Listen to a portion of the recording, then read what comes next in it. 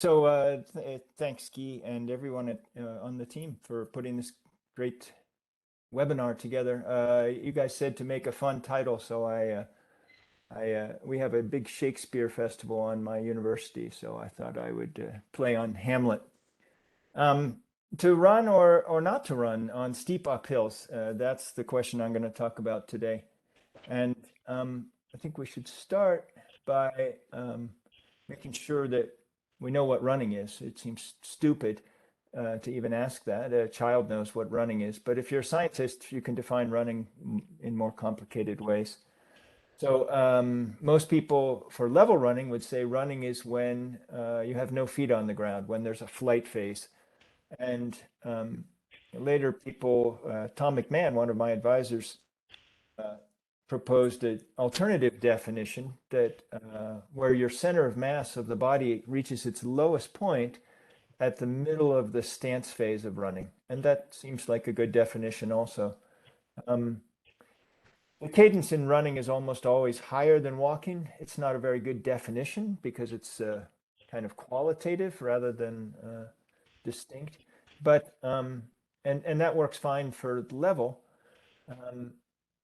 But if we go back and look at the right column for steep uphill, Nicola, one of our speakers today, when he was just a student visiting my lab, we quantified that on steep uphills, in fact, people don't leave the ground, even though we ask them to run, and they would swear that they are running, and I would say they were running. They don't leave the ground with both feet at the same. They never have an aerial phase. One of my other students, Chrissy Snyder, studied this biomechanically with force platforms on a treadmill and found that, in fact, the center of mass doesn't reach its lowest point at mid-stance when you're running up steep hills, but a little bit earlier in the stance phase. So that maybe isn't the best definition.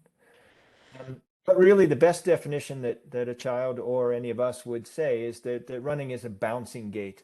And we, one of our, I guess, more recent papers, we demonstrated that.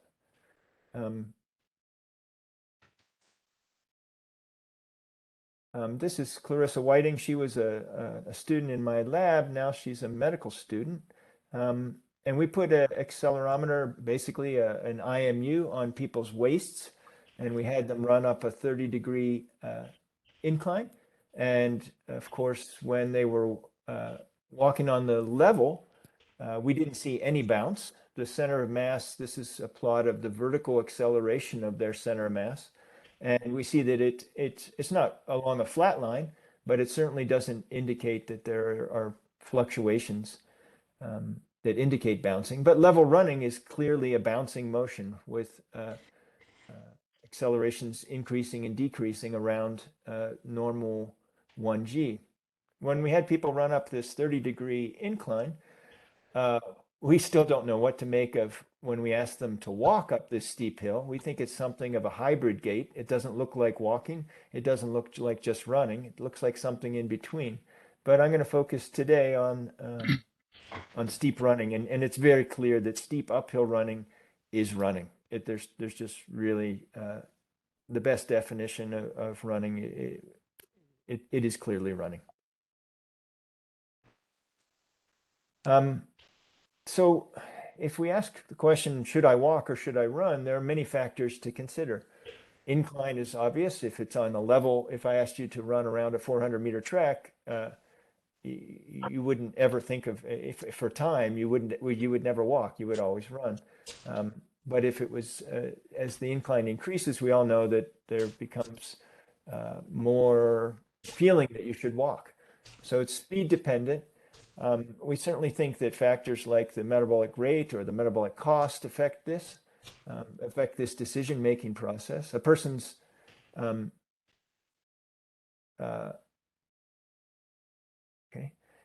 that's weird. Eddie is asking to annotate my presentation. That's fine, whoever Eddie is. Nicola is much more fit than I am, and he makes a decision based on to walk or to run based in a different way than I do because of my lower aerobic capacity. Muscular strength and fatigability probably play a role, especially later in a race. The race duration and the length of the race certainly have an effect. If I asked you to run up a steep uphill for 100 meters as fast as you can, you'd all run.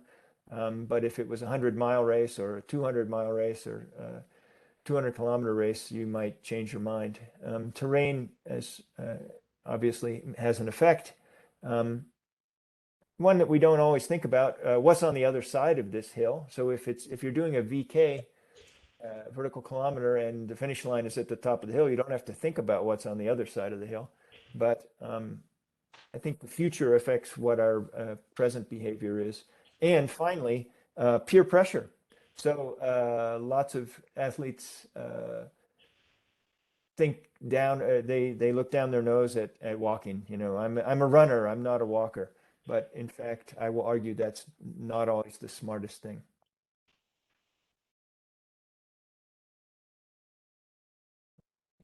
I don't know how someone is adding. Huh. Now I can't change my. Maybe press escape to get your. Yeah, here we go. Okay, so if we want to study steep uphill running, you need some good collaborators. This is Nicola Giovanelli when he was a visiting student in Boulder, and in the middle is a student who was an undergrad now, and it's now a medical doctor, Mandy Ortiz. And we went, at the end of our experiment, we went to some place you all might want to visit if you come to Colorado, the Incline, which is a former funicular. It was a little small train that would take you up to the top. But now people run it for fun, and it's quite a steep challenge. So in order to study this in the laboratory, we had to build, Nicola and Mandy built this very steep treadmill, which at the time was the world's steepest treadmill. I'm not sure if that's true anymore. It goes to at least 45 degrees, but we found people couldn't run at 45 degrees because they were slipping off of the surface, even though it was sandpaper. I'm not sure how well this will work.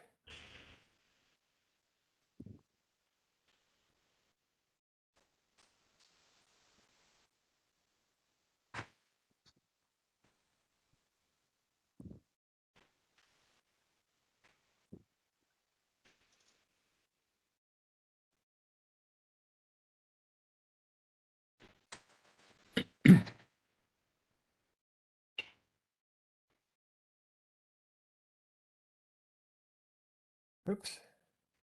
Next. Oh. Next slide.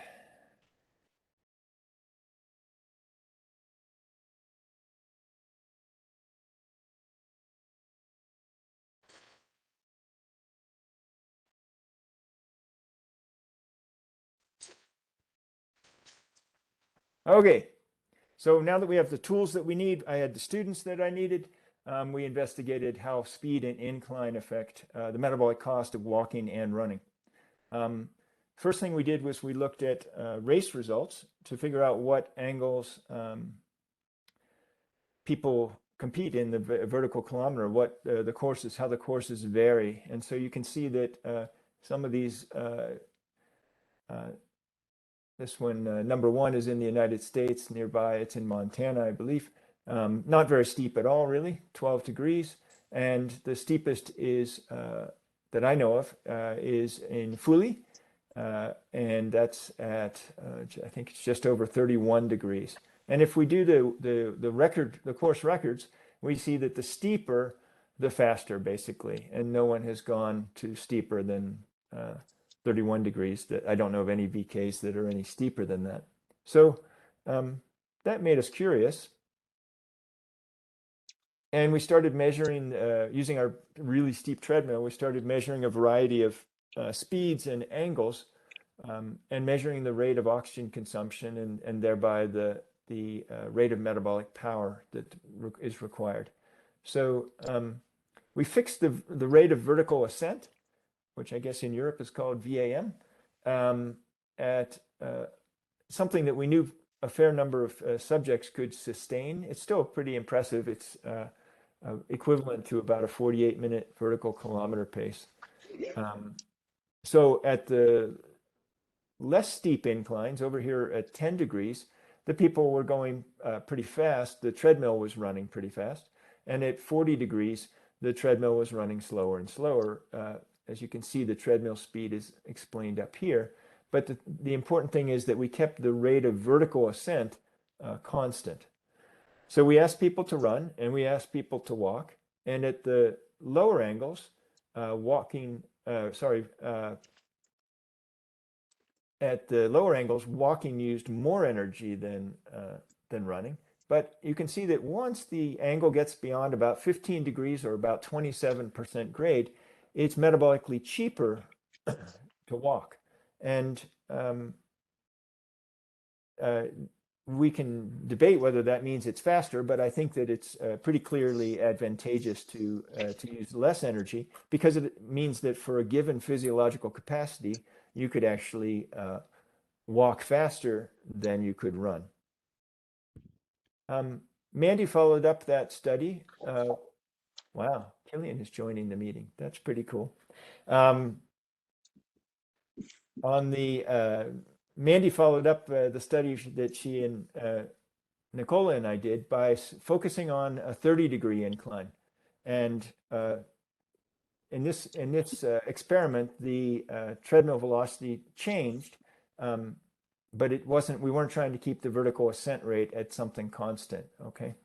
And what you can see is the metabolic power, or the rate of oxygen consumption, essentially, was less for walking at the slow speeds on this steep incline, and continued to be the case until about until a speed of about at slow speeds. When we got to about 0.9 meters a second, we only really had one subject who could sustain it long enough for us to measure their energy consumption. But it's pretty clear that the two lines are converging. So we think that for most people, back one slide, most people are going to be better off if they walk in terms of the rate of energy consumption than if they run. But if we're talking about elite, super elite folks, it probably is cheaper for them to run when they can run. But if you watch videos of vertical kilometers, or just watch a vertical kilometer in person or experience one, there's a strong urge to alternate. People don't generally run 100%, and they don't walk 100%, but we switch back and forth. And we think this is due to the local muscle fatigability, so that there are, I'm sure almost everyone on the call has experienced this, that if you keep using one gait on a very steep uphill, you get a little bit of a relief by switching the way that you're ascending, by switching from a walk to a run or a run to a walk. So Clarissa Whiting was in my lab, and now she's a medical student. Seems to be the path for my students. One of the experiments we did was again on 30 degrees, which we've sort of settled on as a good angle to measure. We put electrodes on the leg muscles of these people, and they're called Electromyographic Electrodes, or EMG. Now, EMG doesn't tell you exactly, it doesn't tell you the force of the muscle, but it does tell you the excitation of the muscle.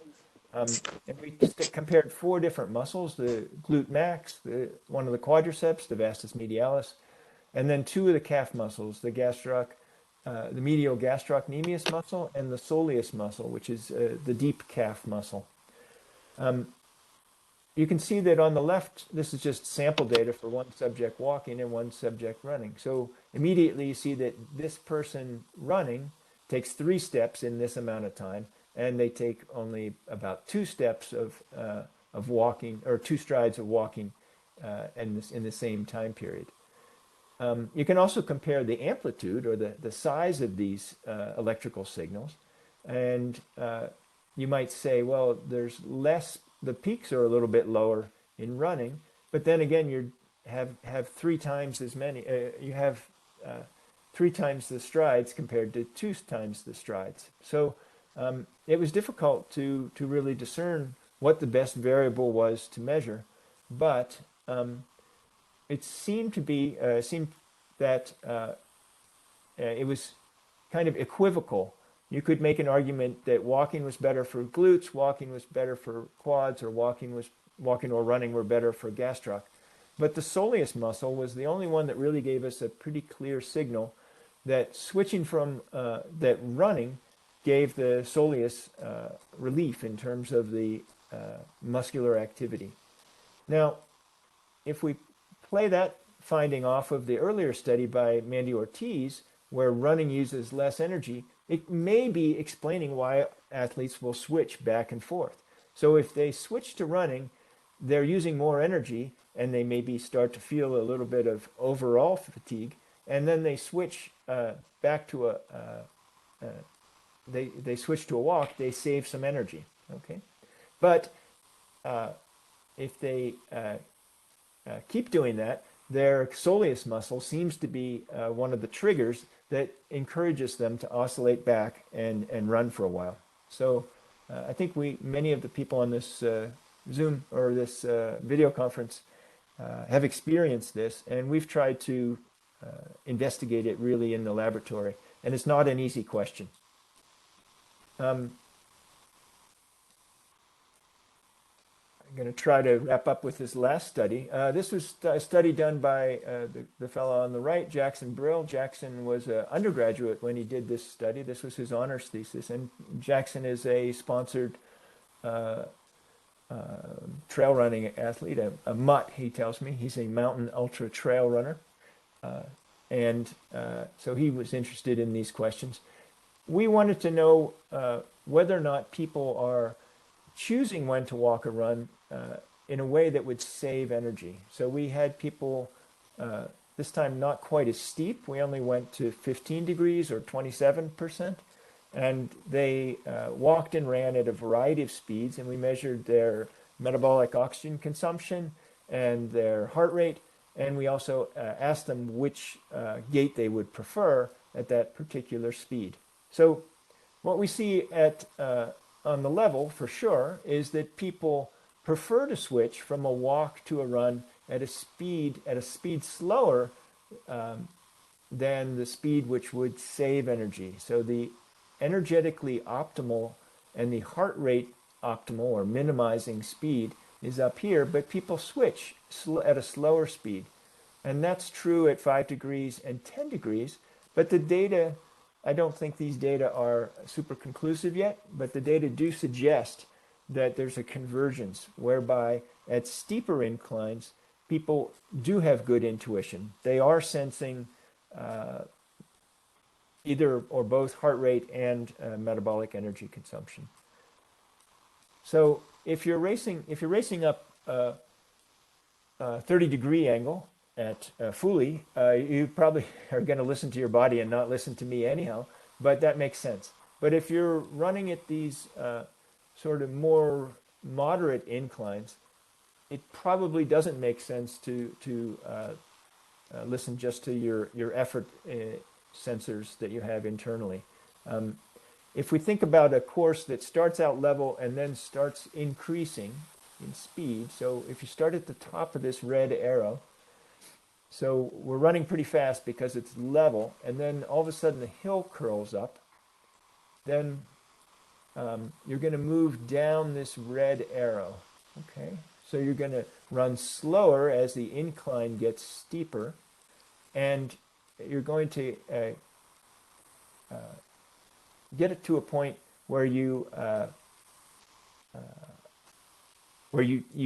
switch to a walk, but most people will hold on to the run longer than they should hold on to. Okay, on moderate inclines, you should probably switch to a walk sooner than you think you should. That's what the data are suggesting. Okay, so it's a complicated thing. There's lots of other factors. I know other speakers are going to talk about terrain effects, and I didn't put poles on here. Nicola is going to talk about how poles affect this, but it's not a simple question. It's not as easy as what we've done in the past, where we just studied level treadmill locomotion. Little over on time, sorry. I would like to propose a homework assignment for those of you who would like to do some experiment on yourself, and that is to find an uphill trail that has a variety of inclines. Most hills and most trails start gradual and then get steeper, and that would work fine. If you have a smartwatch and can record GPS to get your velocity and your altitude, and record your heart rate and your cadence, even better. But repeat it 3 times, ideally in the same day if you're not going to be too tired. Do it 100% walking. So fight the urge to run when it's a gradual incline, and then repeat it with 100% striving to just running. Okay, and then the third trial, alternate between walking and running, however you feel, and then afterwards compare your speeds, your heart rate, and you can tell if you look back at your data from your cadence whether or not you were walking or running on that section during that third trial. So I encourage people to do something like this and compare their overall time, their segment by segment time, and figure out which gait is fastest at each incline. So this was going to be Jackson's master's thesis project, but then we got this virus that shut everything down. So we're thinking we might want to move this experiment outdoors and crowdsource it. So this is my first attempt to do this. So email me with what you find, and email me if you would like copies of any of these articles that I talked about, or a copy of my slides. I'm very happy to send those out. So this is very close to where I live now. I'm a lucky guy. Thank you very much, Roger, for the presentation. I can tell that you are trying to find a way to continue research without having a lab anymore. So this is very smart of you. This is interesting. May I ask people to do the same thing in fatigue condition, if possible? So that's probably add another variable. As you said, this is a complicated issue. So thank you again. I suggest that we go straight to the next speaker because we are a bit late, because we started a bit late. So Fred, can you share your slides, and we'll actually take all the questions at the end. We'll have plenty of time for a general discussion. Okay, sure. I think you hear me now. If Yes. I click to share.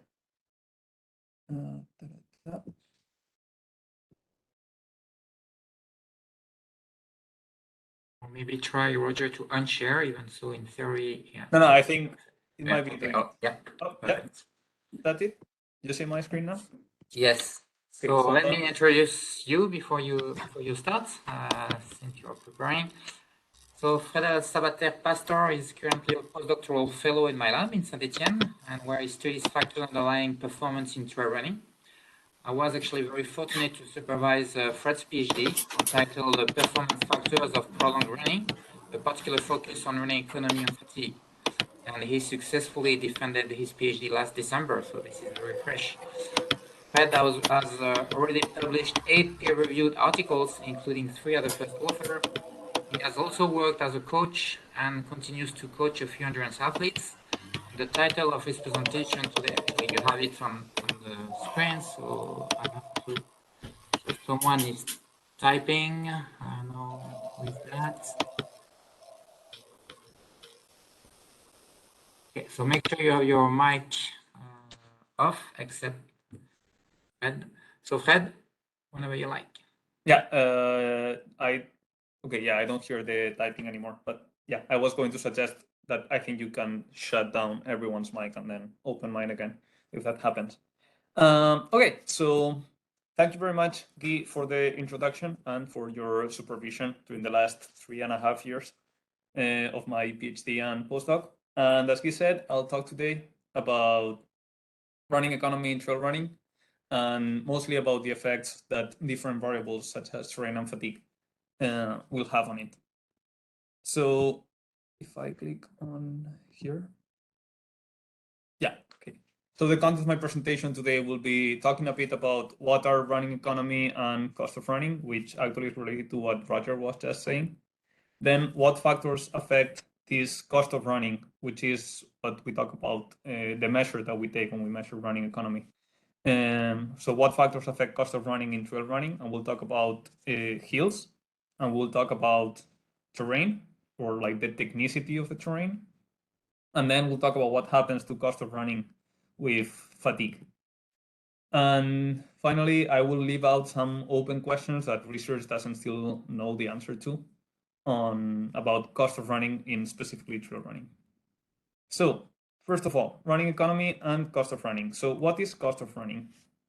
So to introduce it, there's three main variables that are the performance determinants of running performance. Or endurance running. So those are, you have them here, Vo2 Max. Let me see if I can use my pointer here. So Vo2 Max, the percentage of Vo2 Max that can be used during the duration of the race, or sometimes this is just taken as the here likely turn point, but the second threshold. Or this is like the percentage of Vo2 Max that you can actually use during the race, or sometimes it's known as endurance. And then running economy. With running economy is what is it? So here is an illustration that illustrates pretty well what running economy is. Running economy refers to the amount of energy or oxygen, sometimes it's measured as oxygen, that it takes to perform a given running task. So for example, in this case, we have two runners running at the same velocities, and we see the oxygen that they consume. So runner A that we have here has a higher oxygen cost of running for every speed. So at 18 kilometers per hour, for example, runner A uses more oxygen than runner B. And then even if both of them have the same Vo2 max, they can reach the same oxygen consumption because runner B has a lower oxygen consumption at any speed. That means a lower cost of running. When they reach Vo2 max, runner B can reach a bigger speed. So it manifests this cost of running or running economy. It manifests as in like a person with a better running economy, which is a lower cost of running, is able to either go faster with the same energy consumption, or with or save energy to keep the same speed. And to measure it, this is just an illustration. What we do is put a person on a treadmill, and with one of these gas measuring mass and a metabolic card, we can measure the oxygen cost and also the CO2 production, and with this measure the actual energy that the person is using. So in trail running specifically, what are the factors that affect cost of running? So in general, the factors that affect cost of running are the metabolic efficiency of your muscles, cardiorespiratory efficiency, your training will affect cost of running, biomechanical efficiency, that is like we could say how well you move, and then neuromuscular efficiency.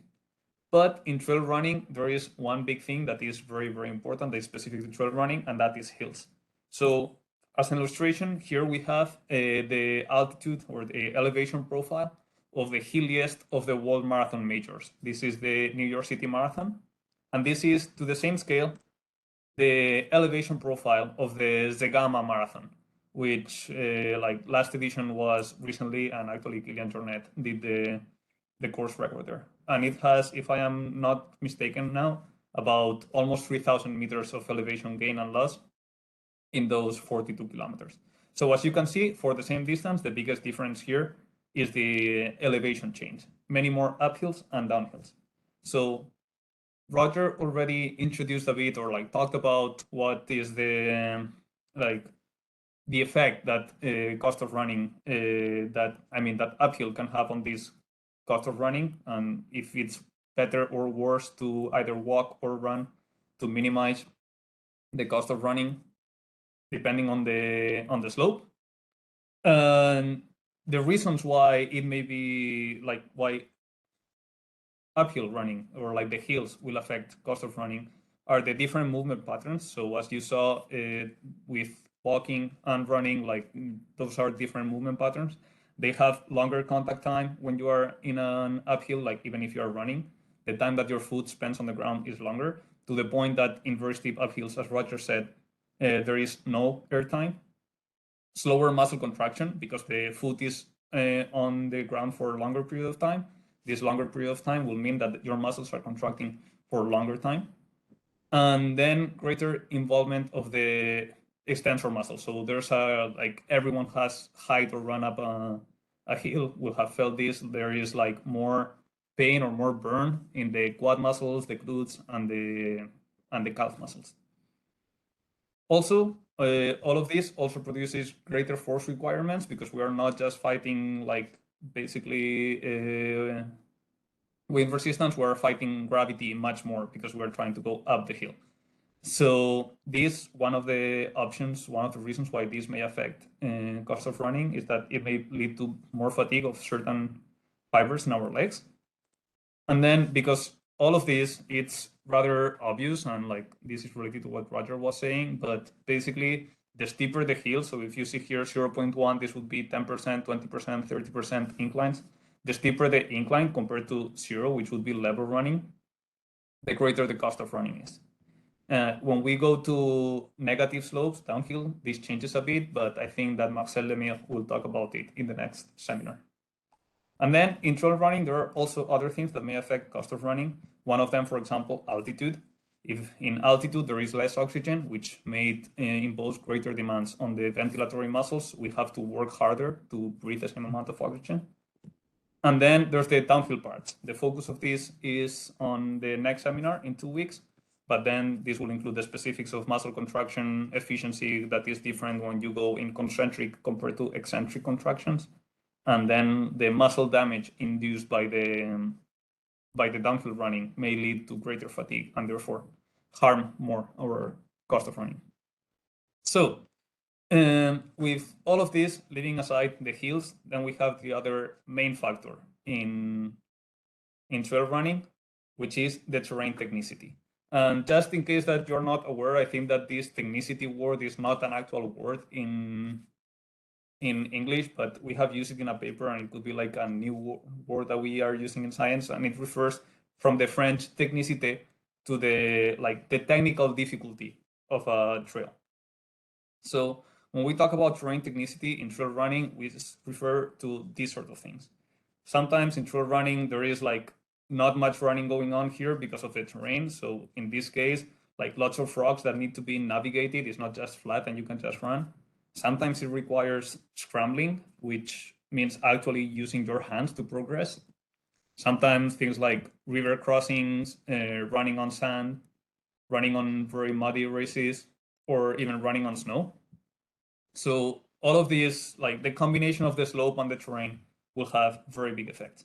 And one thing that happens usually to us scientists, and as Roger said and showed in his video, is that we tend to measure all of our measures of cost of running on a treadmill in the lab.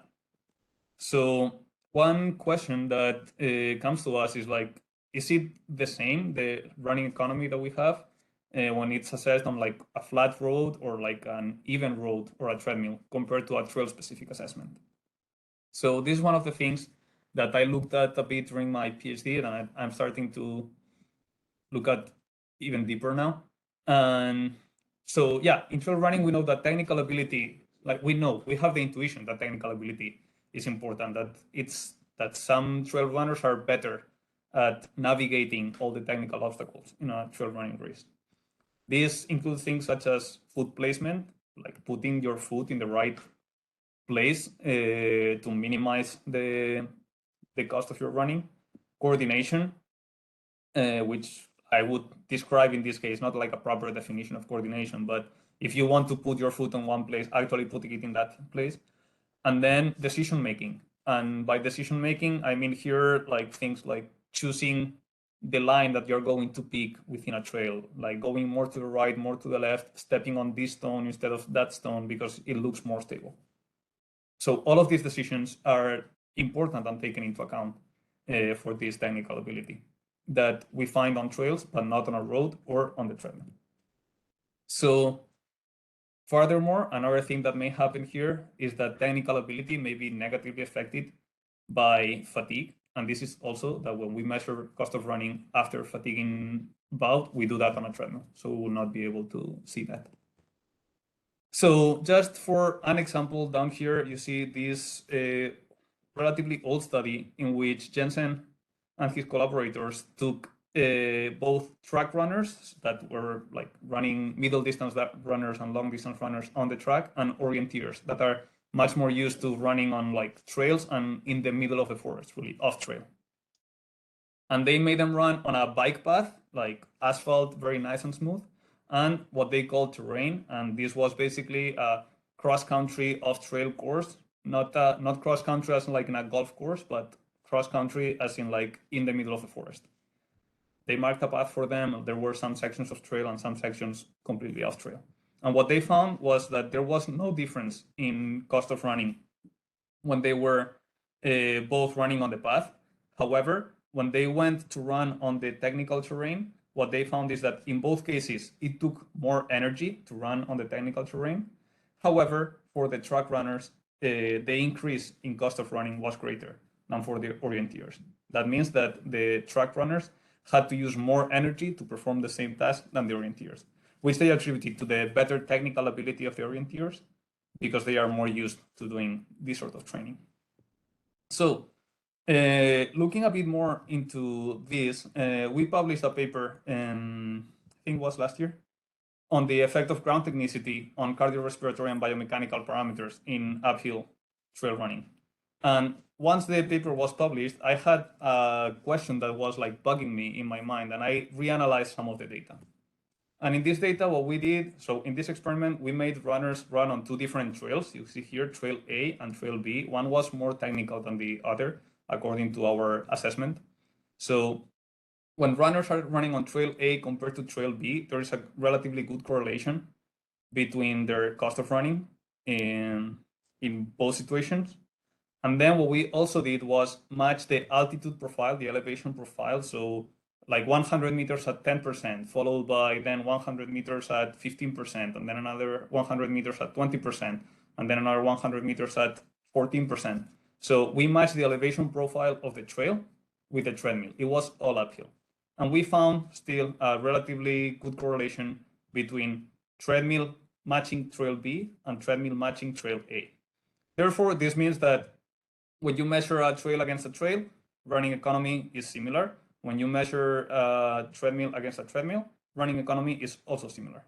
However, what happened when we measured the cost of running on the trail compared to the treadmill that was matching its elevation profile? What we found was that there was no relationship whatsoever. So absolutely no relationship between trail A and treadmill A, and absolutely no relationship between trail B and treadmill B, which was interesting to us and like leads us to believe that it's basically not the same thing to measure running economy on a treadmill compared to measuring it on a trail. So with that, I want to show you some other preliminary data that we're collecting now with master students that in our lab, Mélanie Metra. And this is, and also with the help of Thibaut, who is also organizing this webinar.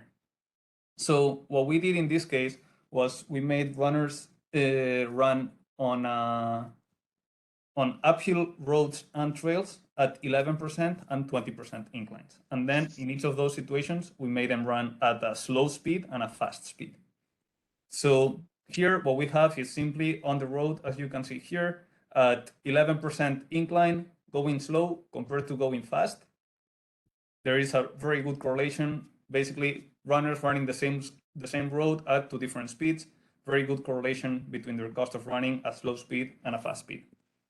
When we compare on the trails, running one trail at 11% and running one trail at 20%, there's still a pretty good correlation between cost of running. So that means that even at different slopes, as long as you're measuring on the trail, the correlation is pretty good. However, what happens when we compare a road against the trail? So here we have at slow speeds at the top and fast speeds at the bottom, and always at 11% in this case, we have that the correlation between running on the road and running on the trail was not super low, but it was not statistically significant. So what we seem to be finding, and actually 11% was not a very technical trail, we would say that it was actually a pretty easy trail to run on, but we start to lose this relationship. So all of this is not conclusive evidence. It is still preliminary data. We're still collecting data. We're also comparing this to treadmill running. But basically what we are starting to see is that it is likely that there is a difference between measuring the running economy either on the treadmill or the road compared to measuring it on the trail, which basically means that they are different things and maybe they are not interchangeable. Maybe we cannot make inferences or interpretations of what is happening to running economy during trail running just from lab or treadmill studies. Sorry, Fred, maybe we should add that we have both road runners and trail runners in that study. Yeah, I didn't want to go there because there's very few data points, and I think that in this case there are not that many. But yeah, like hopefully. Sorry to interrupt. No problem. Yeah, hopefully by the end we would be able to show like once we get to publish the paper, we will have hopefully a group of road runners and a group of trail runners, and we will see if the difference between road and trail is even bigger in the road runners who are not used to running on trails compared to the trail runners who we expect will have a tighter correlation between road and trail running. So then the other factor that is very present in trail running races, especially in ultra marathon races, is fatigue. So in fatigue, this is part of one of the studies during my PhD. And so we made people bike and run for 3 hours, and we just see that both for running and cycling, cost of running increased. So in this case, cost of running is measured as metabolic power. This is just using a different unit, but cost of running increased following 3 hours of exercise, which this was on a treadmill or on a bike on the lab. Basically, the amount of energy required to sustain a given speed, because everything was not at the same speed, increases once the subjects were fatigued. And this not only happens in running, it also happens in other exercise modalities. Actually, the increase was bigger in cycling than running.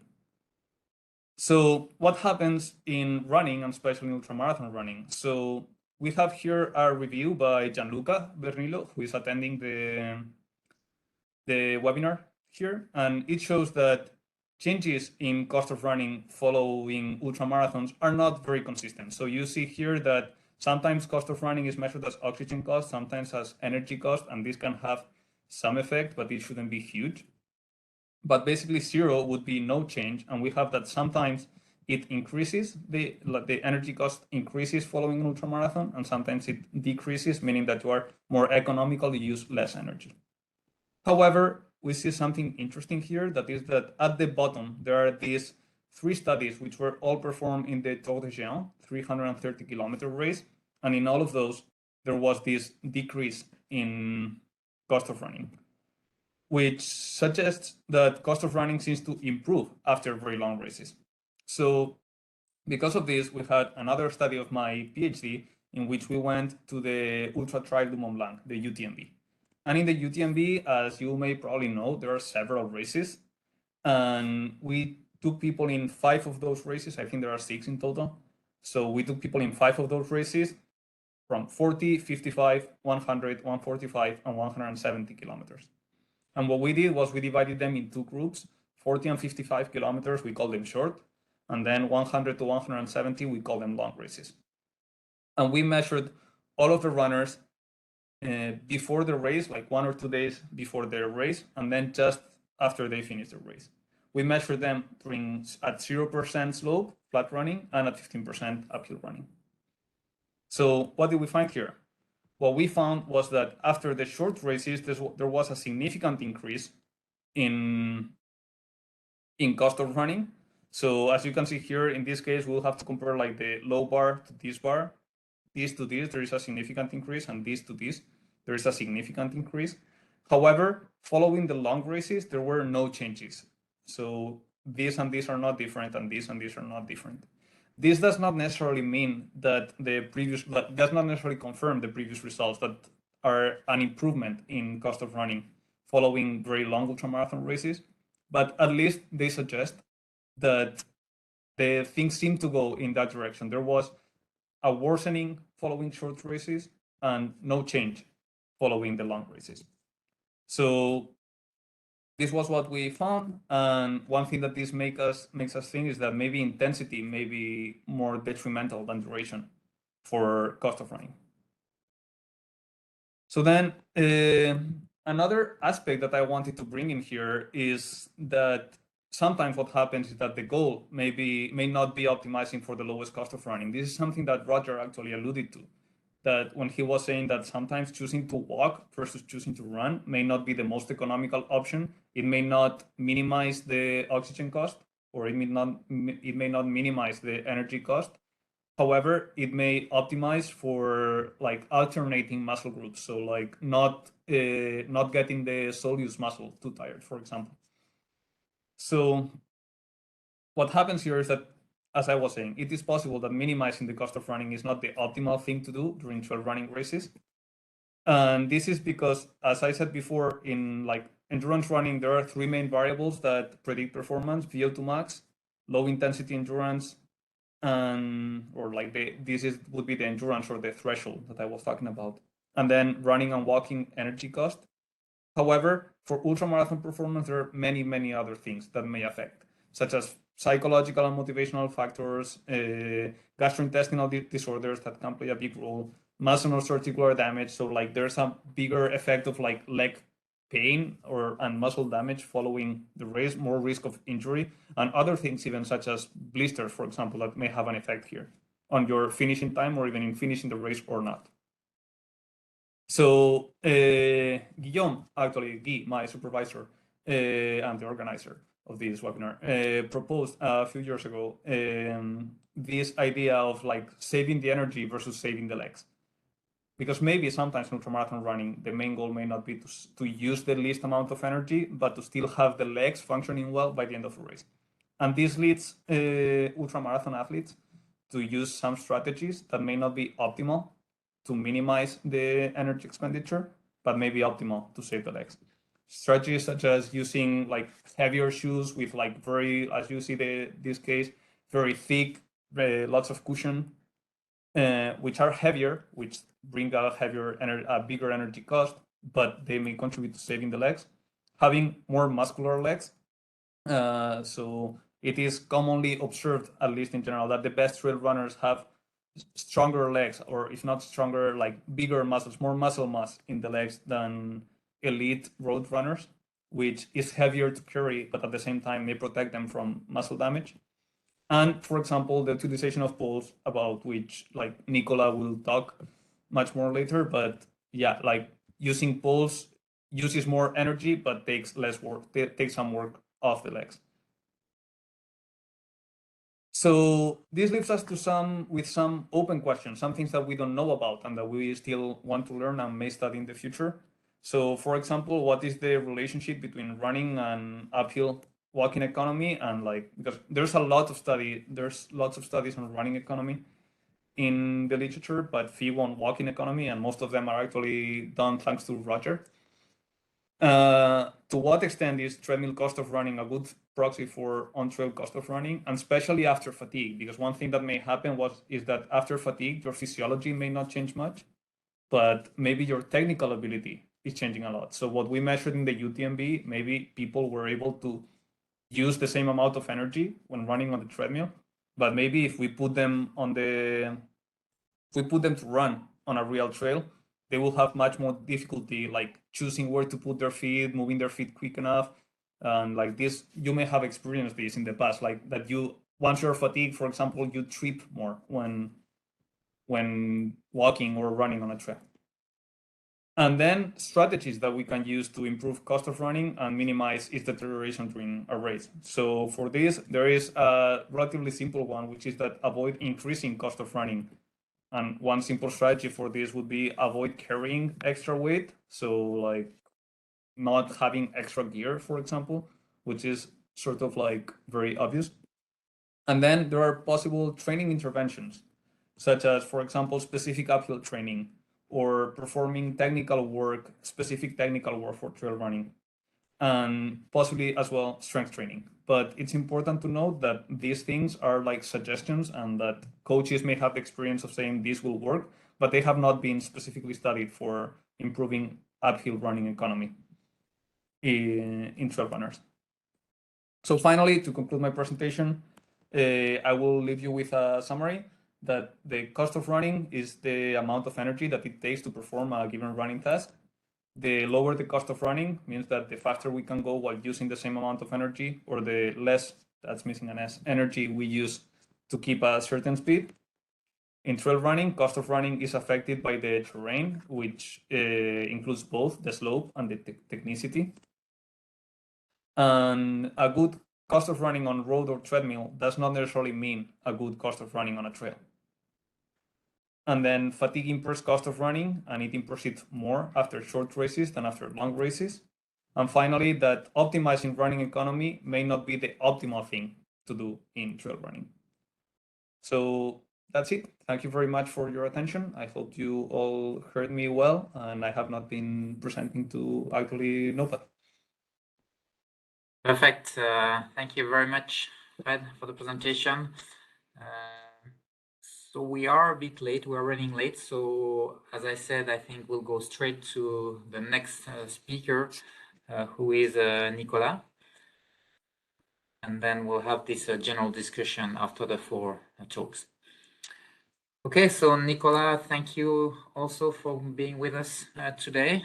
So Fred started to talk about poles, using poles, and the effect that this may have on walking or running economy. So I hope and I think you will give us your opinion, and not only your opinion, but your data on that. But before you start, let me introduce you. So Nicola is a postdoctoral researcher in exercise physiology and biomechanics at the University of Udine in Italy. His main field of study is the energetics and mechanics of trail running. In addition, Nicola coaches several trail runners of different levels, from amateurs to elite athletes. And he's particularly known for his work on walking with poles, and I think he even has new data to present today about force measurements, which reminds me my PhD when I did that in cross-country skiing, but that's a different story. But I also asked him to present his older data on energy cost of walking with poles, and so I don't know if you have time to talk about everything, but please, Nicola, and thank you again. Thank you, Guy, and thank you for the organization. Today I'm trying to answer some questions that coaches and athletes ask me when we are talking, in the field during the race, before and after the races.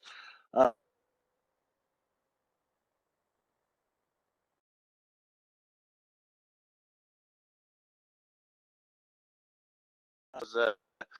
Kram talked about the walk and running on uphill, and then I move on talking about the use of poles during steep uphill, both on treadmill and overground. And at the end, I will present some preliminary data about the force exerted on poles while walking uphill on treadmill and on overground on trails. So I will be very, very fast in this first part. As Roger has already presented, we know that at the same vertical velocity, usually walking is cheaper from an energetics point of view than running. So sometimes we are during a race, we are together with other athletes, and I'm walking and the other guy is running, and we can ask, is it better to run or to walk?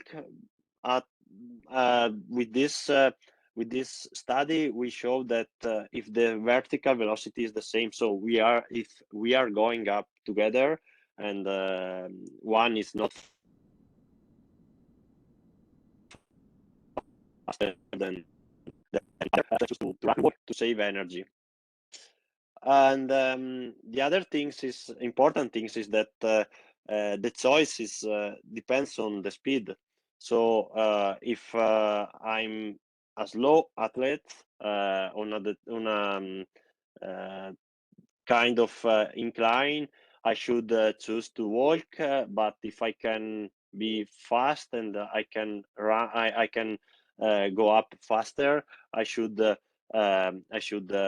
run. But as we can see on these graphs, there is a variability between subjects. So usually when we look at the studies and when we say, okay, you should run if you are faster than 1.99 meters per second, we look at the average data, but then we don't know if the athletes is this one, the yellow one, or the blue one, and so the yellow one should walk, but the blue should run. So the answer is not so simple, and as Roger said earlier, we should consider other factors, and probably the best thing to do is to try to do the homework that is suggested, and to try to walk or to run on a segment of about 20 minutes, so 20-25 minutes. It's like 3 kilometers probably uphill, and to understand if it is better for us to walk or to run. So yeah, the answer is not so easy, but if we are fast, we should run, but it depends from the incline. In fully, I think that no one go up by running. Maybe okay, the last 50 meters or so, but in the central section, everyone walk, because the also for strongest athletes, the speed on that incline is slower than the walk around transition speed at that incline. So it depends from the incline and from the speed that we can maintain on that incline, and of course from the duration of the effort. If I have to do only 1 hour, or if I have to go for 10 hours of effort, I would. So the choice can be different. So the second part and the second question is about the use of pause. Before our studies, we knew that the use of pause on level terrain is more energetically demanding when we use pause compared with the walking without pause. And there are several studies since 1990 that demonstrated this. And the difference between the use of pause or no pause, it's something like 20-25% of energy requirements. And we see on this graph subjects with pause and without pause on level at different speed, and with pause they use more energy, more Vo2. And also in this graph, the subject with pause for 1 hour of walking needed more energy than when he did the same distance without pause.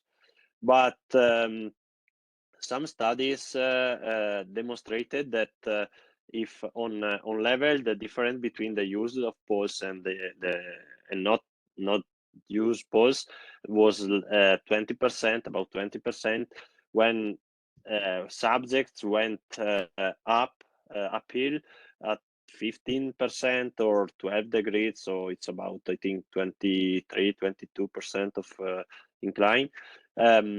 This difference is smaller, from 20%, 25% is 12, 10, 12, 8% when we are uphill. So we could think that after beyond one gradient, this different, there is not anymore, and there is a crossover point after which it is it is advantageous to use pulse to go up from an energetical point of view. But the energetics is not everything. We have to think about the energetics, but also to save the muscles, or to be faster if we want to be faster.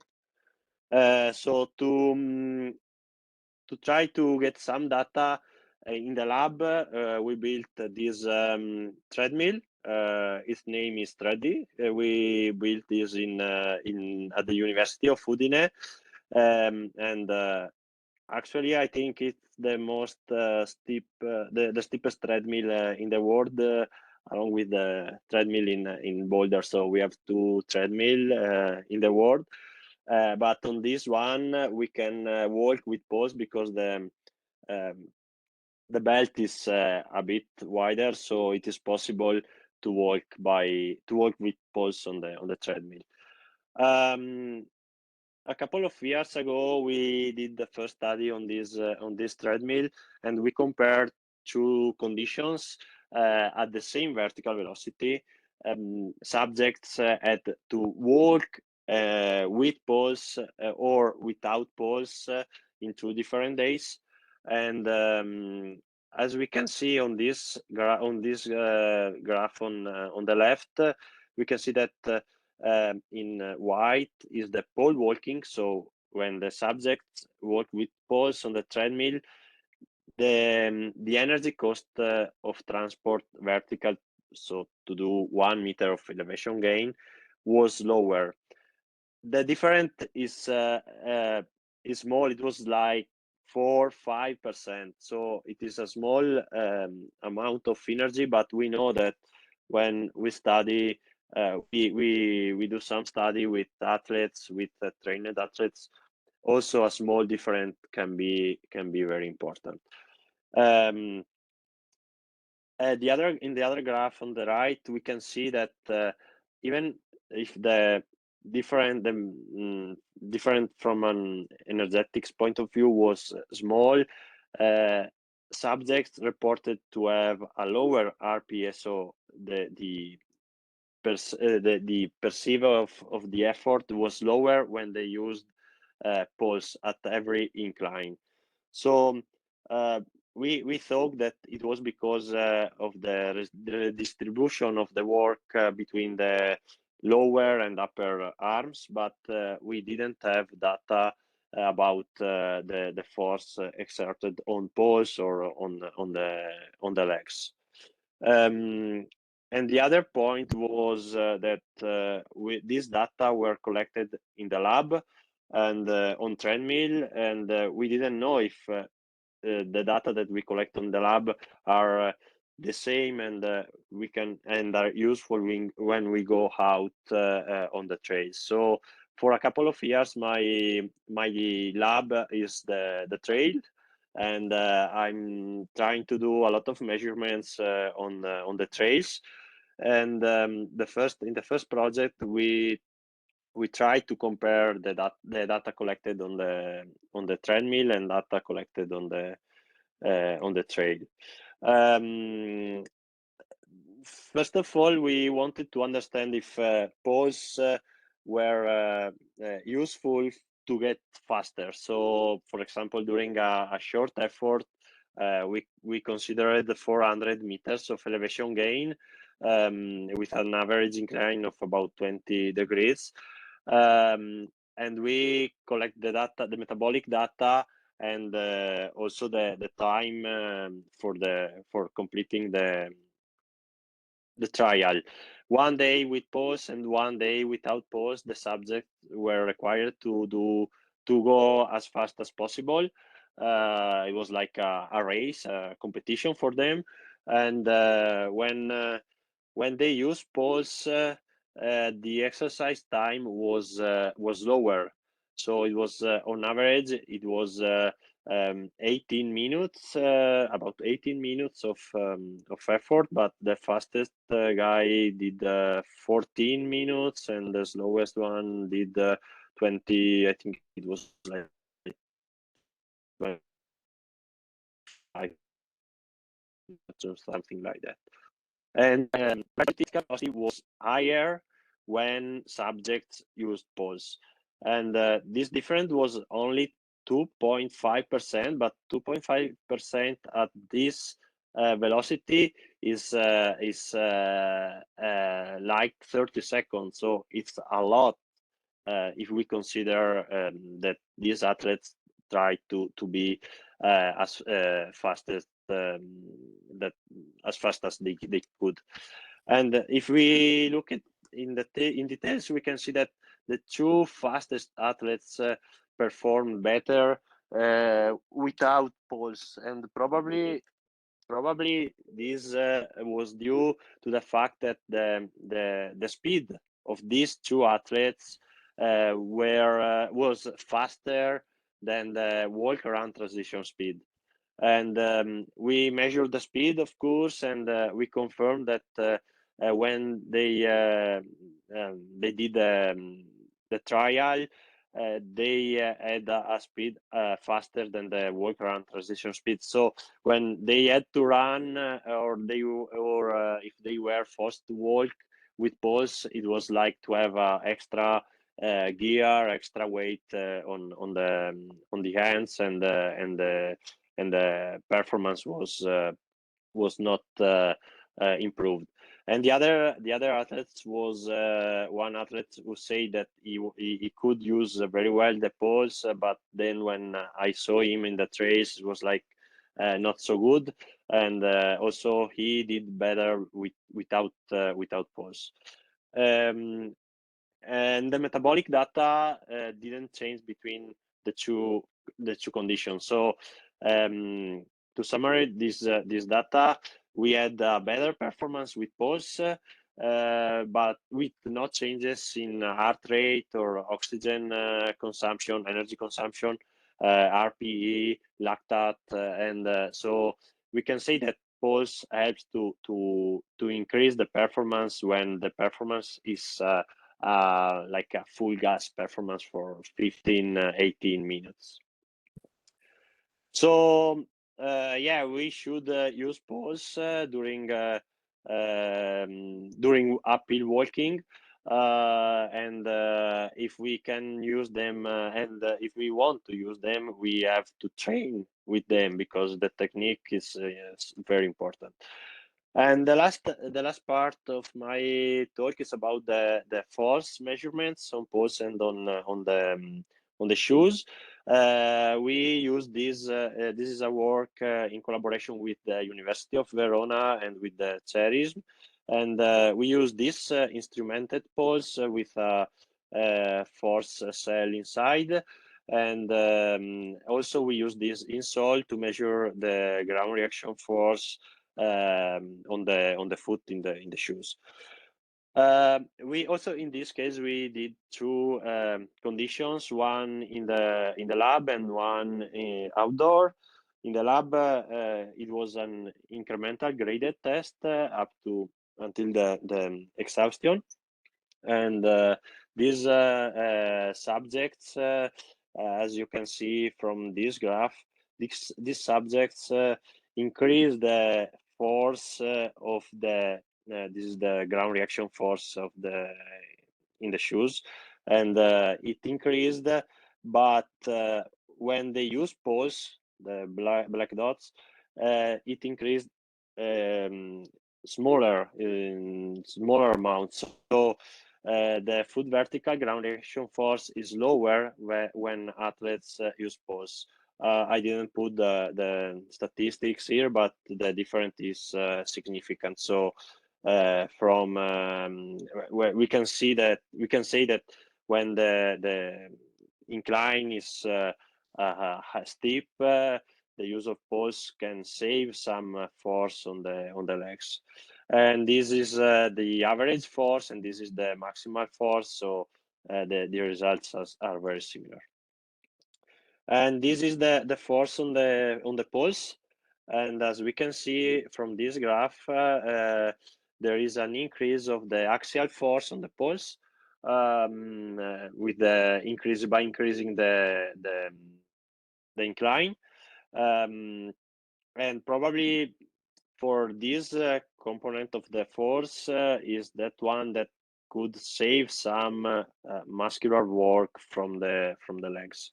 Another interesting thing that we found, it was that subjects who use more power, more force on the pulse had lower, had a greater amount of less force on the ground, on the shoes, on the feet.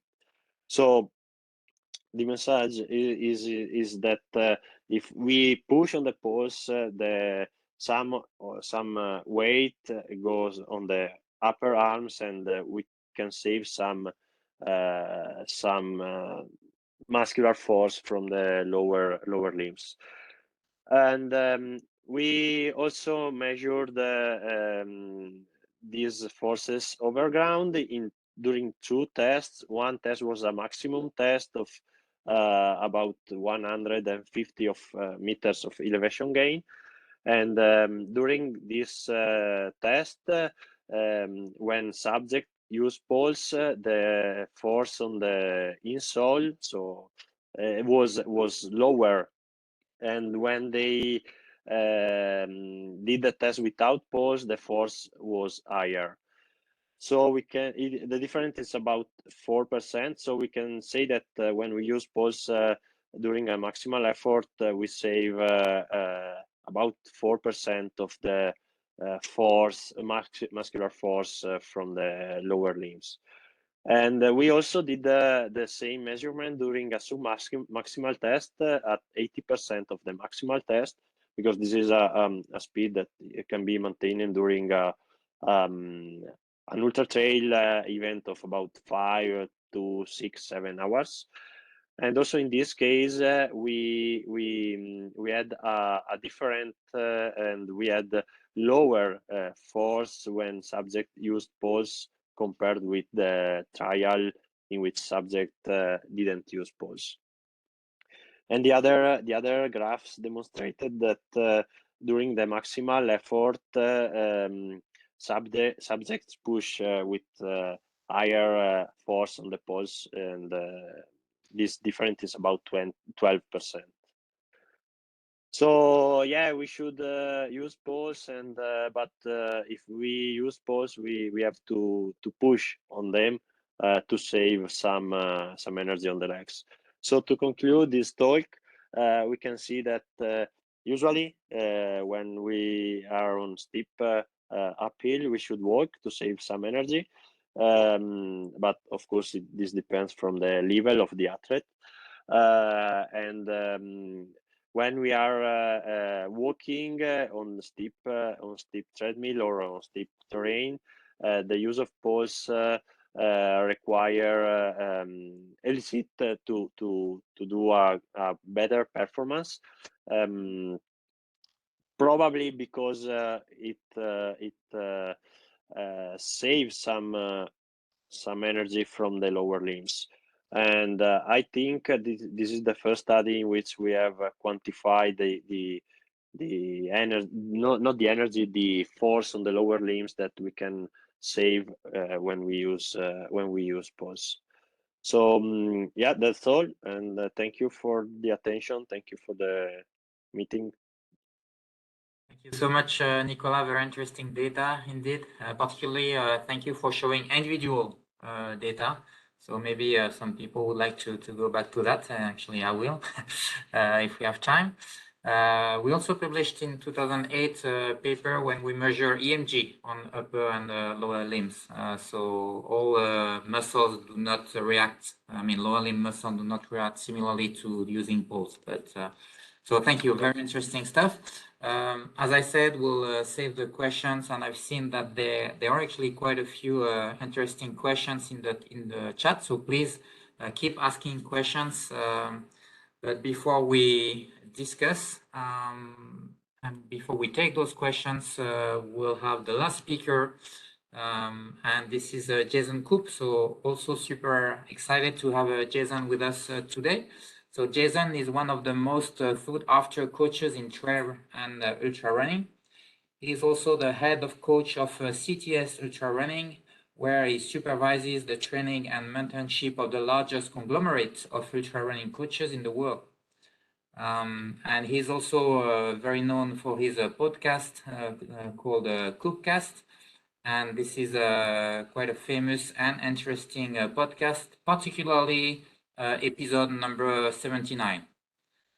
So seriously speaking, all the speakers today have been invited to his podcast, and we are very interested, very excited to have you, Jason. So please give us your expertise on training for uphill. Thank you for that intro, and I think that is a perfect segue into what I do as a coach. To set this whole thing up, a large part of what I do as a professional is I take the very specifics that Roger and Frederick and Nicola have gone over, and I zoom the lens out and figure out how to actually apply them to athletes. And that's going to be a little bit of the tone of this talk. So much so that it's very difficult to speak about how to specifically impact uphill performance without some of those areas bleeding out into how to just improve overall as an athlete. And so when we look at this, I really think that we can boil it when we look at how to improve for uphill and trail and ultramarathon performance. I think we can really boil it down to a few principles. The first thing is the biggest engine wins, and you can measure this through somebody's Vo2 Max or some sort of other cardiopulmonary phenomenon. But we very clearly see that more fit athletes generally perform better. Now, that's obviously not the only thing that matters. And so the way that I like to explain this is that the biggest engine that is tuned the best for the race usually has an advantage. So much so that sometimes that tuning can actually override the fitness. And as irony would have it, I'm sitting here in my van in Truckee, California, in advance of the Western States 100. One of the ways that we see this tuning phenomenon play out is in the elite fields of the biggest races. And the two biggest races are the Western States 100 that's going to happen this weekend and the Ultra Trail du Mont Blanc. And very notoriously, the European athletes who are just as good as the American athletes perform very poorly at Western States. And the converse is also true at UTMB, where the American athletes go over there, and once again, they're just as good as the European athletes, and they perform very poorly. And this is, make no mistake, and try not to throw anybody specifically under the bus, but this is a very stark contrast. This is not a performance. This is not a performance discrepancy that is small or we can measure in small percentages. It is very literally black and white. And I think as a coach and in my observation of seeing and observing a lot of these athletes, much of that performance discrepancy between the Americans performing very well at Western States and very poorly at UTMB, and the opposite also being true, has to do with this tuning of the engine, so to speak, that they are or either are not doing. And we're starting to see that change where a lot of Europeans are deciding to come over to the US in advance of the Western States 100. And a lot of the athletes in the US going over in advance to UTMB to try to solve some of this tuning problem. After you build the biggest engine and after you tune that engine, then everything else matters. And this alludes to the framework that Guy came up with probably 10 years ago was the first time I saw that in a presentation that you gave, Guy, where we look at all of these other intertwining factors that are going to impact performance. So how do you actually build the biggest engine? And I think that in uphill specifically, your uphill performance is largely a cardiopulmonary proposition, meaning you build the engine as big as possible, you can deliver as much oxygen to the muscles, and that is going to drive the majority of the performance. And so how do we take that into reality? I think that the first concept that any athlete and any coach needs to consider when they're preparing people for an uphill event or any sort of trail race is design your overall training architecture so that you improve the cardiopulmonary system the most. Period. End of story. And there's a whole host of strategies that you can deploy to do that with block training and periodized training and 80-20 training and high intensity training and things like that. And that debate we can settle another day, and is going to take another 2-hour presentation to do. But I think the first step in designing an athlete's overall training program for any endurance event has to be rooted in maximizing the adaptations that you can achieve from the cardiopulmonary system specifically, because that is going to drive the majority of performance. Then we get into this complicated area of how do you actually tune that engine for the specifics of the event. And I think if one impression is left on everybody from the earlier presentations is that walking is different than running, and running uphill is different than running downhill, and running on the level is different than running, and running on the level is different than running uphill and running downhill and walking. All of these modes are different. And we see this play out in the EMG data that Roger presented earlier, that's on the left. And we also just see this play out in the joint segment angles that you can see on the right, which is a colored graph that I kind of alchemized from our most recent book that I came out. And we all know this intuitively. We all know that walking is different than running, but I think that something that is becoming illuminated more and more throughout the research is that running on steep uphills is much different than running on shallower uphills, and running on steep downhills is much different than running on shallower descents. And the way to think about this is you're training an athlete for all of these different sports: uphill running, downhill running, level running, and walking uphill and walking on the level, that are connected by the cardiopulmonary system. And that's why that original concept of building the best cardiopulmonary system first has to happen before you actually tune the engine.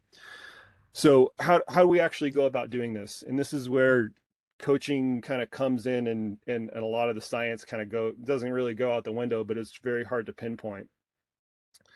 When I start working with an athlete that has a goal event far in the future, one of the very first things that I do is I start to theorize, and I'm emphasizing that word intentionally, on what the mode distribution is going to be.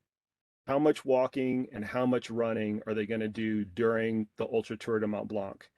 And if you really go and you peel this apart and you look at data that you can collect either from somebody's wrist-based GPS watch, or if they're wearing an accelerometer or something like that, for either if the athlete has done the race in the past, or if there's a cohort of athletes that you can get information from, is that they are likely walking a whole lot more than you think they actually are.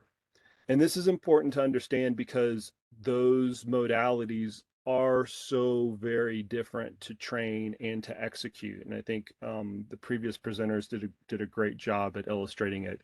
So there's a number of different ways that you can get at it, and none of these are perfect.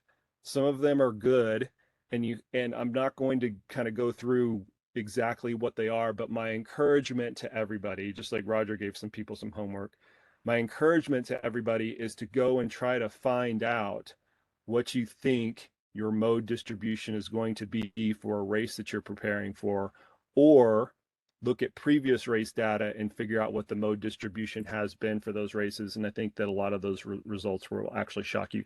This is like a trail 35K or something like that from one of my athletes that I just pulled up, and they had a 66% walk time and a 33% run time. And the point is you're just trying to get it close. You don't want to get it exact, but you just want some generalized buckets that you can work from. You can use Garmin to achieve this, and it does a relatively good job at it. It's not perfect. You can use Cadence data from Training Peaks and a whole other assortment of things to figure this out. But the first step is determine what the mode distribution is going to be for the event in question. And then what you're going to do is you're going to take that mode distribution and you're going to periodize it throughout the course of a year I am a big proponent on using a periodization scheme, irrespective of the sport that we're applying it to, that moves from least specific to most specific. And when we're talking about mode distribution and the run walk distribution, this is what it can look like throughout a course of a season. If you have 24 weeks to train, you're going to spend the first 8 weeks using a mode distribution that is not very specific to the race in question. You gradually move that towards more specific for the mid-season, which is the next 8 weeks. And then during the last 8 weeks, you're trying to get as specific as possible with the mode distribution that I mentioned earlier. And in this case, this is this 33%, 66% split with this particular athlete.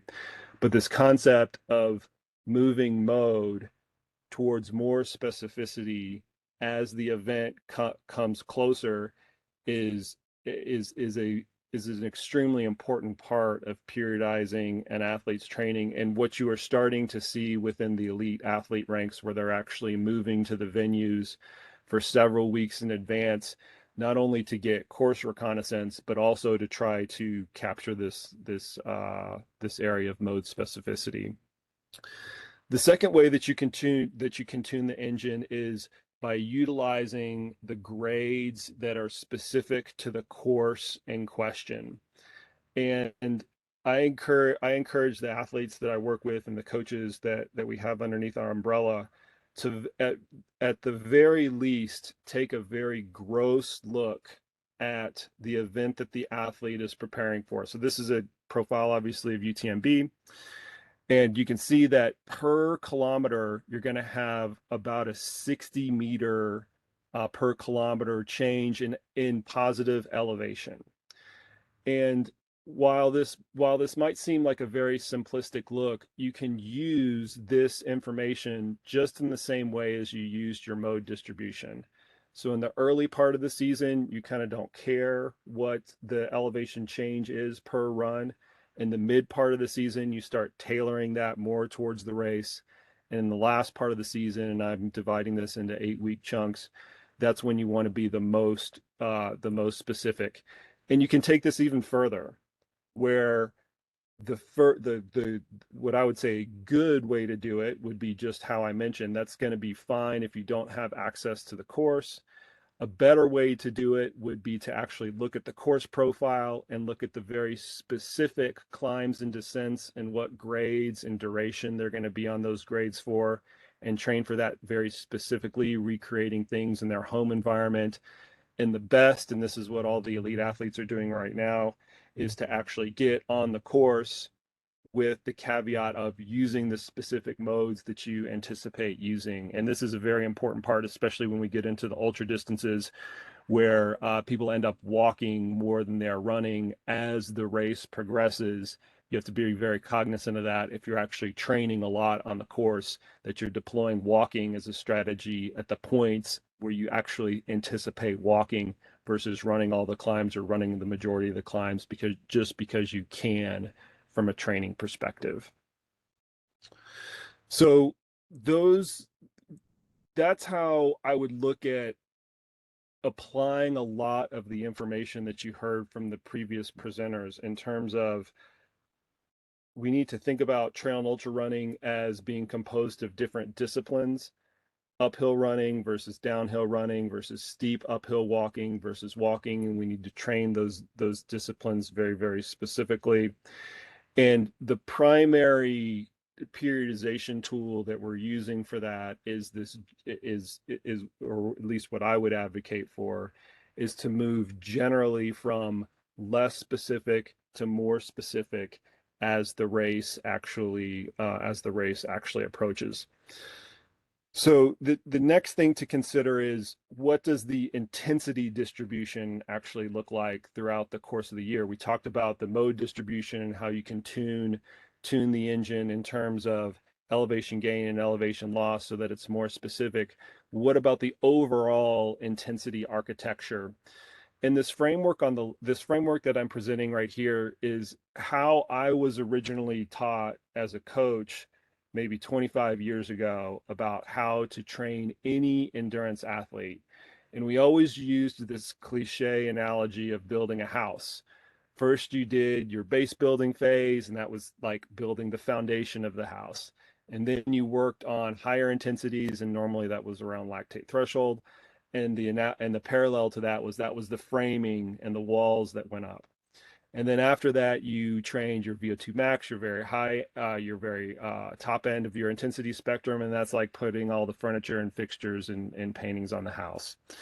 And what that analogy implied is that each system builds off of the other one. You have to do one, and you have to do one before the other in order to achieve some sort of specific adaptation. And it turns out that, years later, that's all nonsense. Your body doesn't know systems, and those systems don't build off of each other. And so when you're thinking about the intensity distribution to deploy throughout the season with an athlete, or if you're coaching yourself, you can take this same aspect of specificity and apply a parallel to it.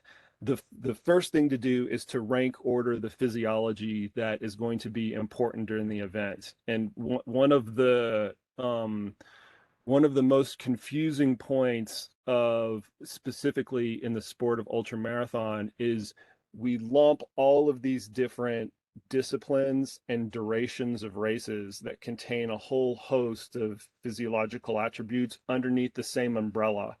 That's not necessarily true, especially at the elite marathon. We kind of know what the physiological proposition is. They're running at 90% of their VO2 maxes, and their VO2 max is this, and their cost of running is that, is the very, very narrow thing that we end up speaking about. And the training can be very homogenous amongst all of those athletes. In ultramarathon, which can comprise anything ranging from 50K to, I just did a 250 miler in May, the physiological proposition that you're training for is actually quite divergent and not very homogeneous at all, depending upon those races.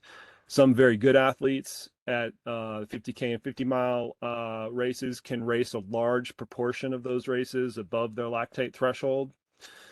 That's not necessarily true at the 100-miler, but my point with that is take a very careful look at what physiology is going to be elicited at the races that you're doing and at the races that your athletes are doing, and then rank order that.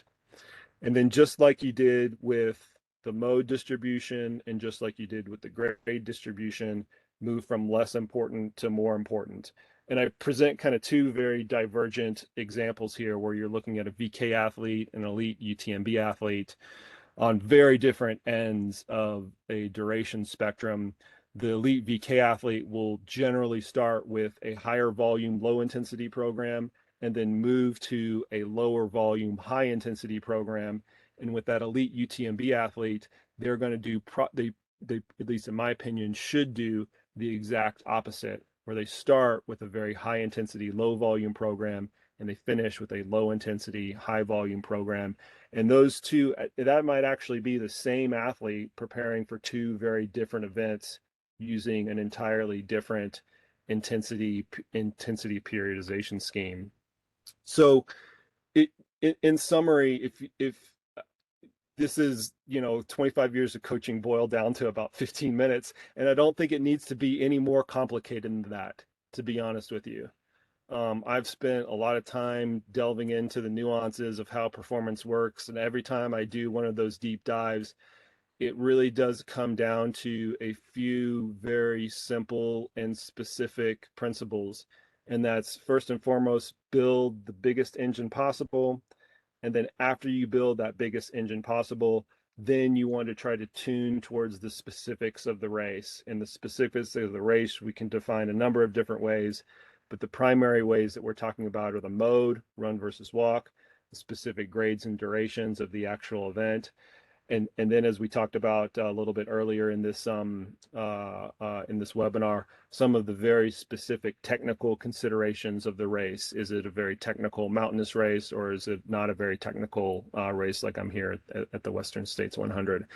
And I think that you can get any athlete in any circumstance 90% of the way there, the other 10% being nutrition, heat acclimatization, some of the other adjunctive types of interventions that you can use.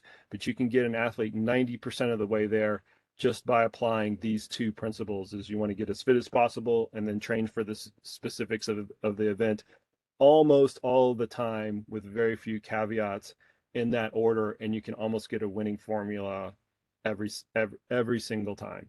So very, very, very simple way to take the information that was presented earlier and zoom the lens out and actually to apply it. And I just want to emphasize kind of one thing again that's worth mentioning, because this continues to come up time and time again when we start talking about how to coach athletes for trail running events, is that the specificity between uphill running and downhill running and uphill walking and level walking and all of these modes that I was speaking of earlier, it seems that every year we start to draw starker lines of contrast between those forms of locomotion.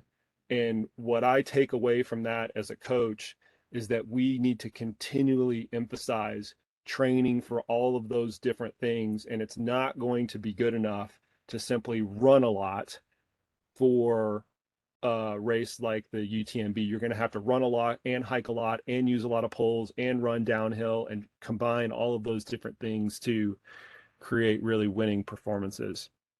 So if you folks out there who are coaching athletes or are curious about training yourself, if you can take one thing away from it, it's that specificity matters, and it seems like it matters more and more and more every year. We get to uncover more research that these fine folks have the opportunity to present to us.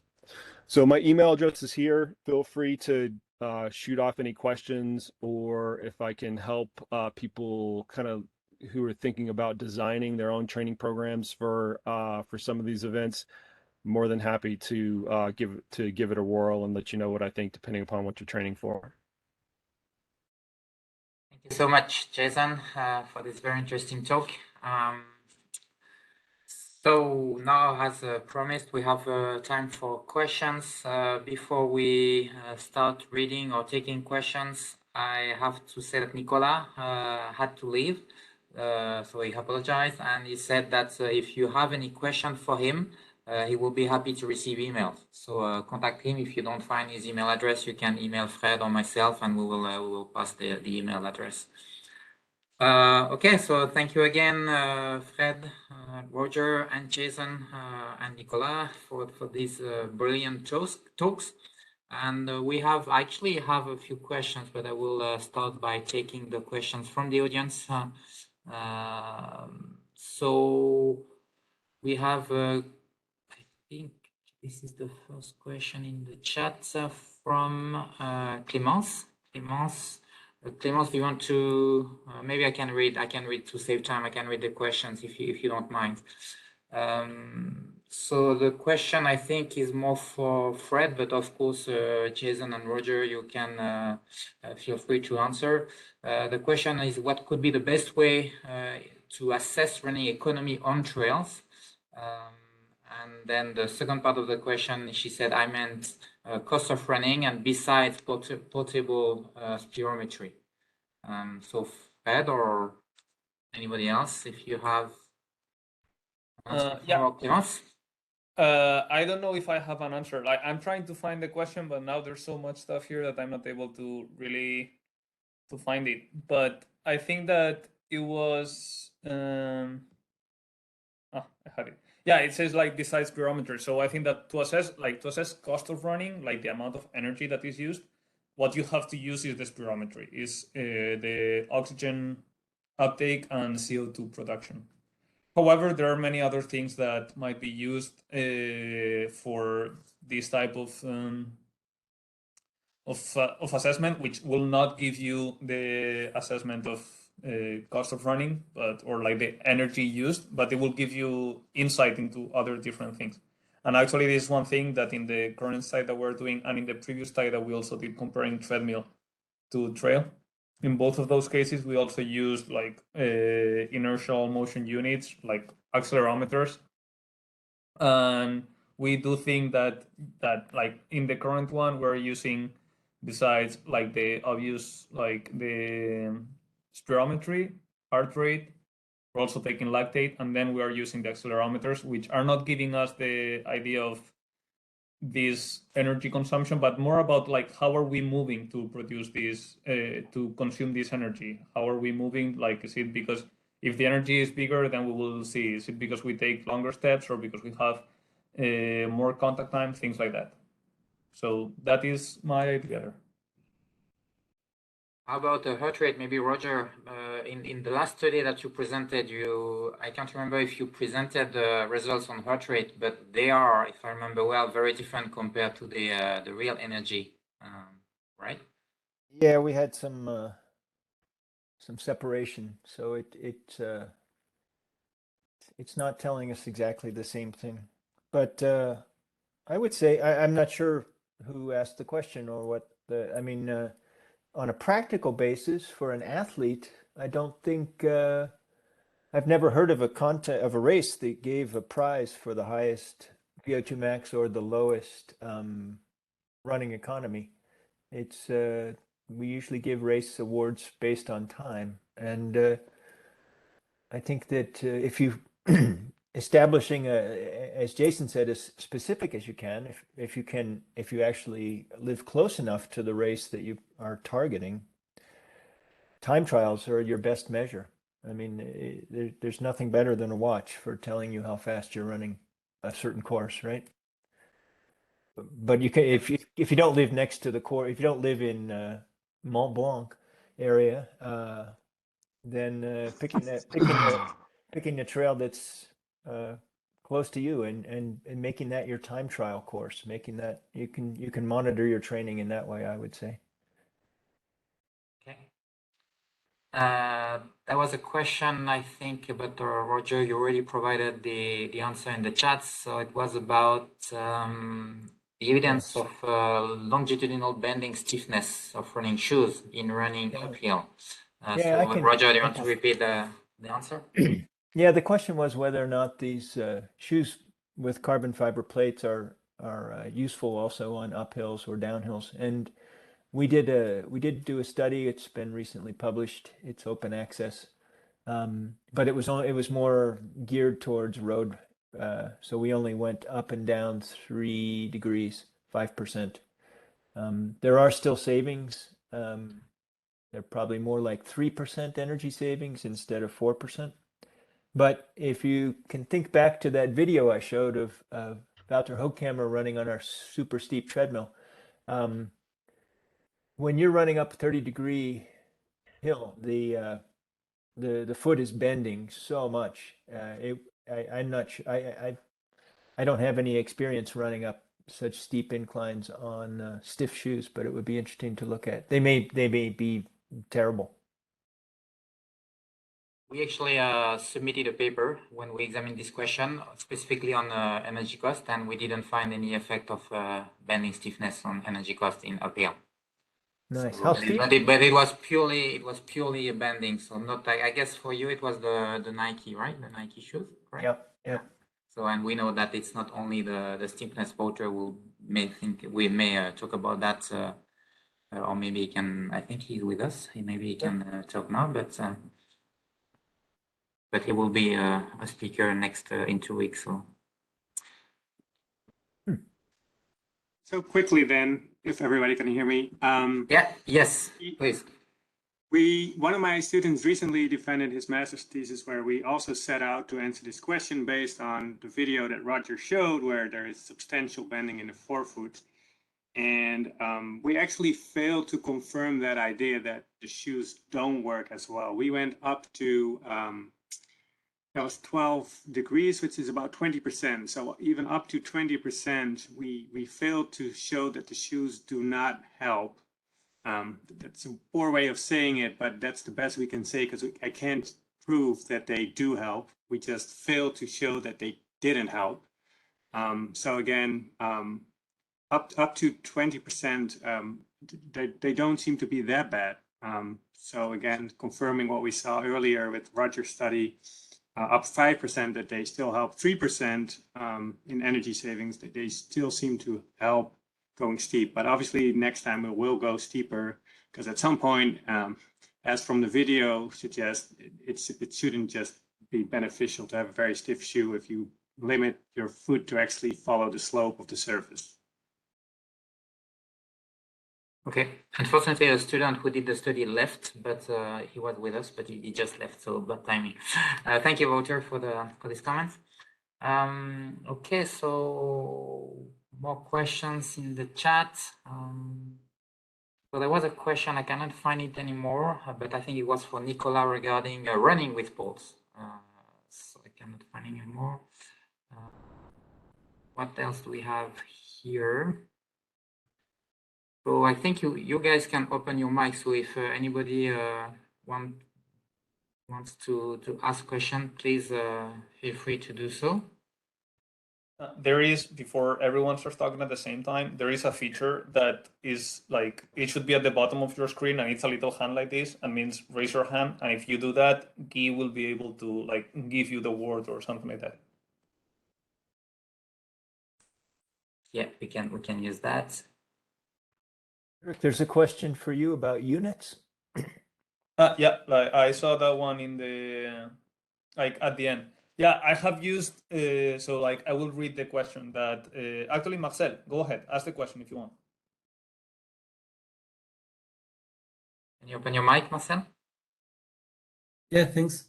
Thank you for all your presentations. Very interesting. Fred, you have emphasized the cost of running, sometimes in multiple units, sometimes in energy or in cost of oxygen cost of running. And you also use the metabolic power in your PhD. So each has its advantage and disadvantage. But if you were to give an advice or to a young researcher or to be consistent and direct in the use of terminology, which one would you choose or use, and why? It's maybe a long question. No? I apologize. No, and it's a pretty technical question, so I hope the audience will be interested. But in general, I did show, because I was showing different data sets, and like the studies were aiming for they were aiming to answer different questions.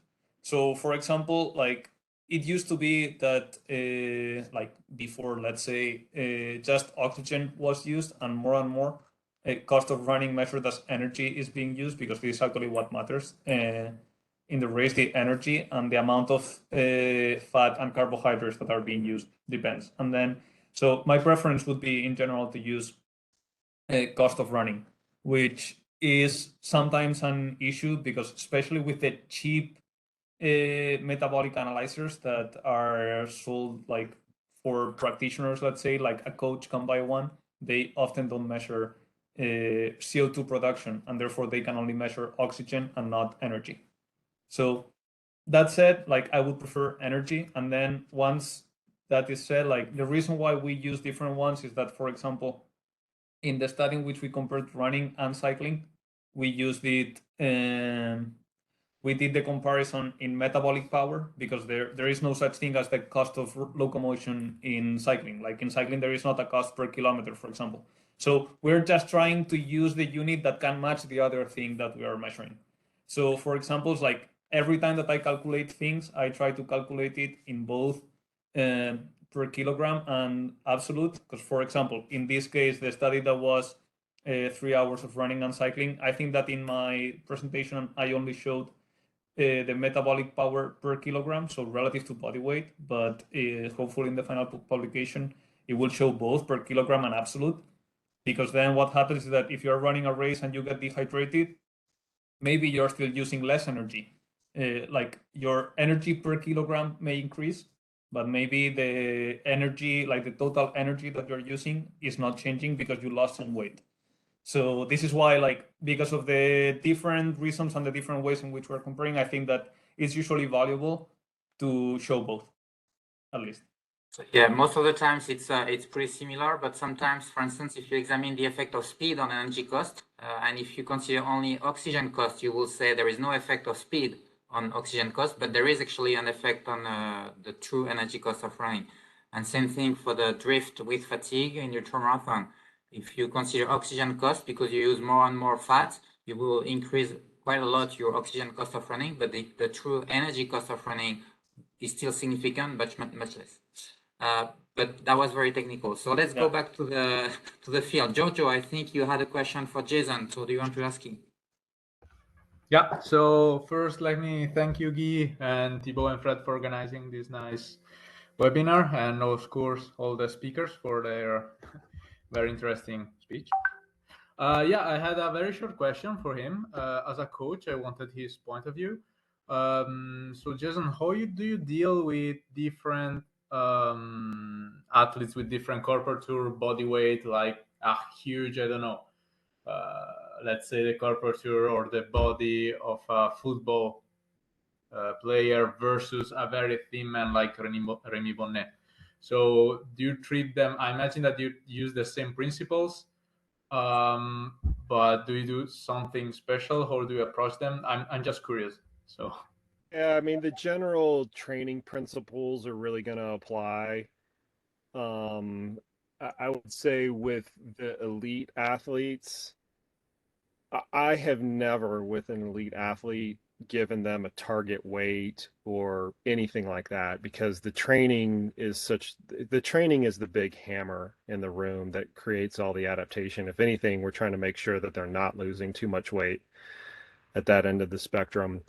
At more of the recreational end, I've always found that it boils down to more of a personal choice. If an athlete wants to drop a few pounds, particularly if they're going to do a mountainous race for whatever reason, vanity reasons or performance reasons, or some combination of those two, what I try to do is to achieve that weight loss as early in the plan as possible and as far away from the intensified training periods. And that's actually kind of hard to do, because the intensified training periods are where you're expending the most calories and you've kind of got the most opportunity.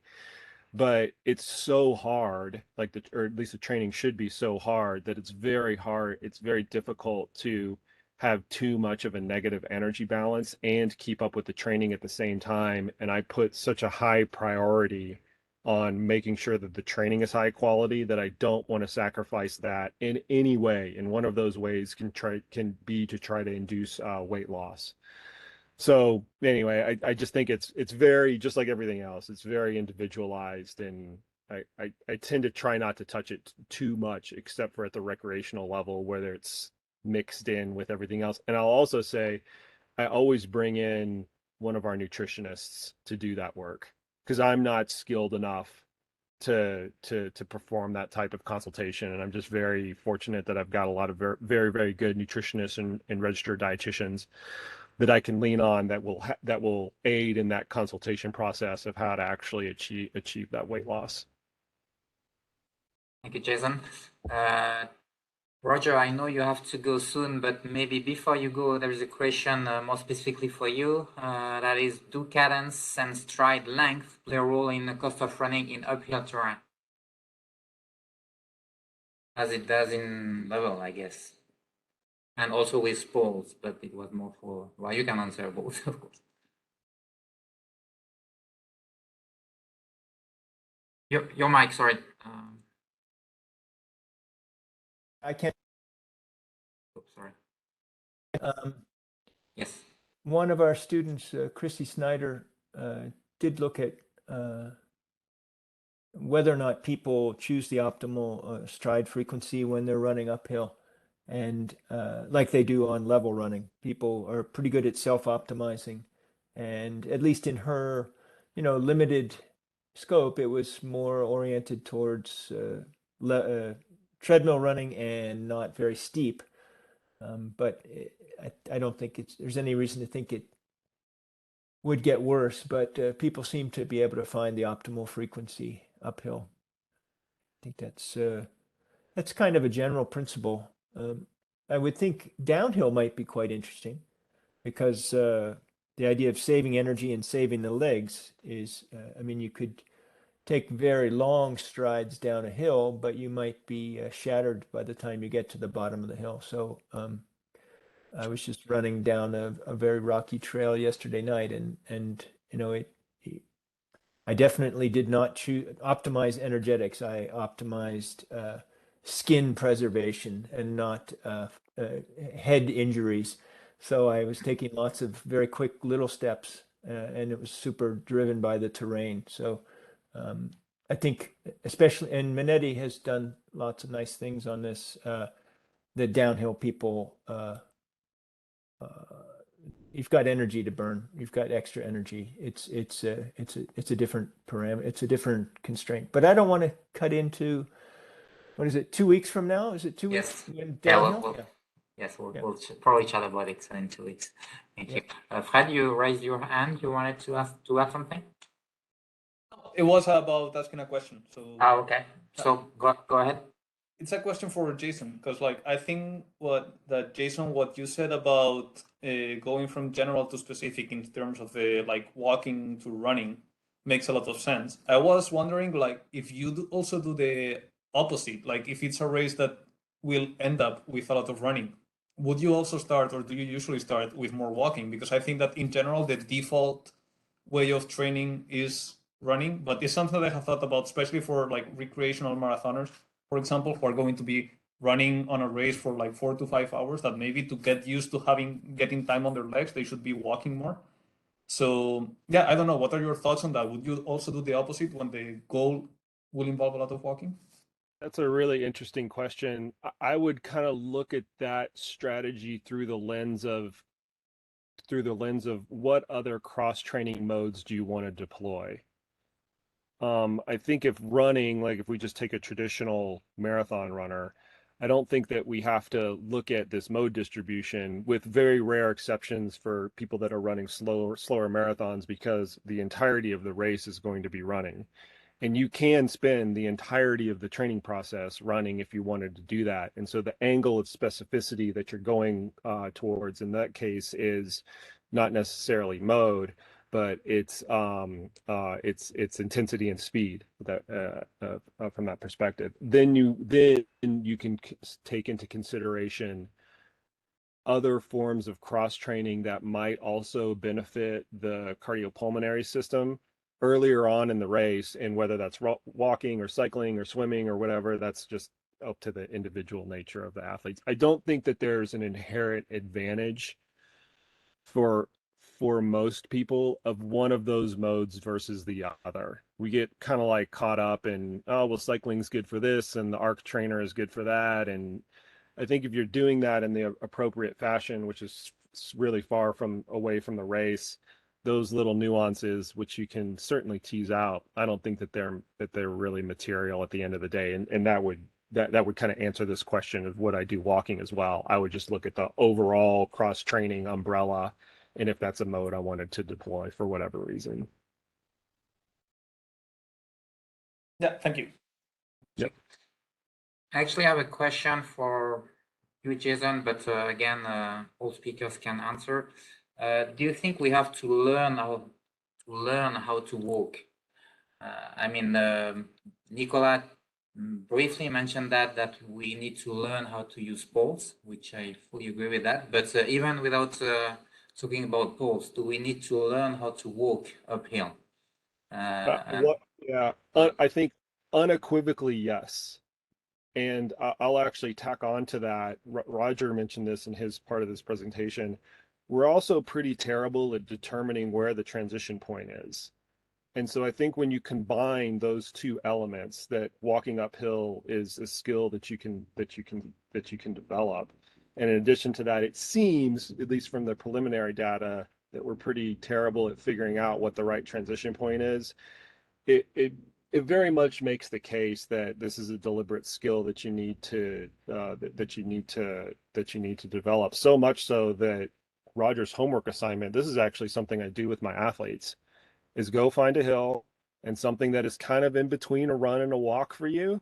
Time trial up at running, time trial up at walking, and then time trial up it with a mix, and just see what the results are. And if anything, that just serves as a little bit of a learning lesson for athletes. because we've always had this experience. We've all had this experience if you've been in any ultramarathon race, where if you're in a group of people, you can look to your left and somebody's walking, and you can look to your right and somebody's running, and you can look behind you and somebody's alternating, and yet everybody's going the same speed of the climb for hours sometimes. And like I said, it just illustrates Roger's earlier point, and that work was done by Jackson Brill, who's one of our former interns, that we're just not very good at determining when to switch. So all of that, like I said, leads to, I think it's a deliberate skill that we need to try to develop with athletes. Same thing with poles. I think if I can follow up, I think that if a person did more walking uphill training, it would probably separate those optimal speeds even more, so that even if you don't train for walking, you should walk. But if you do train for walking, you're probably going to walk more and walk faster. Yeah. Jason, you said 50 meter I forget if it was UTMB or Western States, but 50 meters of positive elevation change per kilometer. Was that average, or that's on the uphills, or what? How do you? I can't remember. That's average. So if you take all the positive elevation gain, which is 10,000 meters, divided by 170 kilometers, that's what you kind of come out with.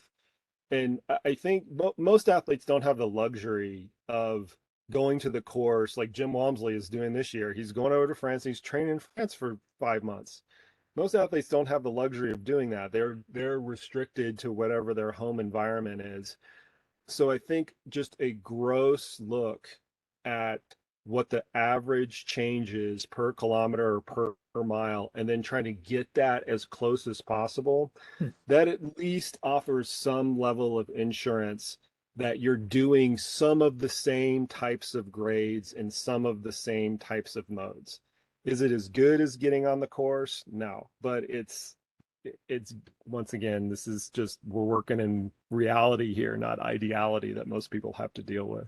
But you have to do that at the same speed, because of course if you do only short runs, then even if it's the same slope, you will run more often and you will never train in walking. And of course, behind my learn how to walk, it was not only the technical aspect, it was getting used to walk for long periods of time, because the muscles are not contracting the same way, not at the same length, etc. So if you're not used to train to walk, maybe in terms of energy cost, that's okay, but in terms of being able to walk for a long period of time, that's a different story. So that was the sense of my question.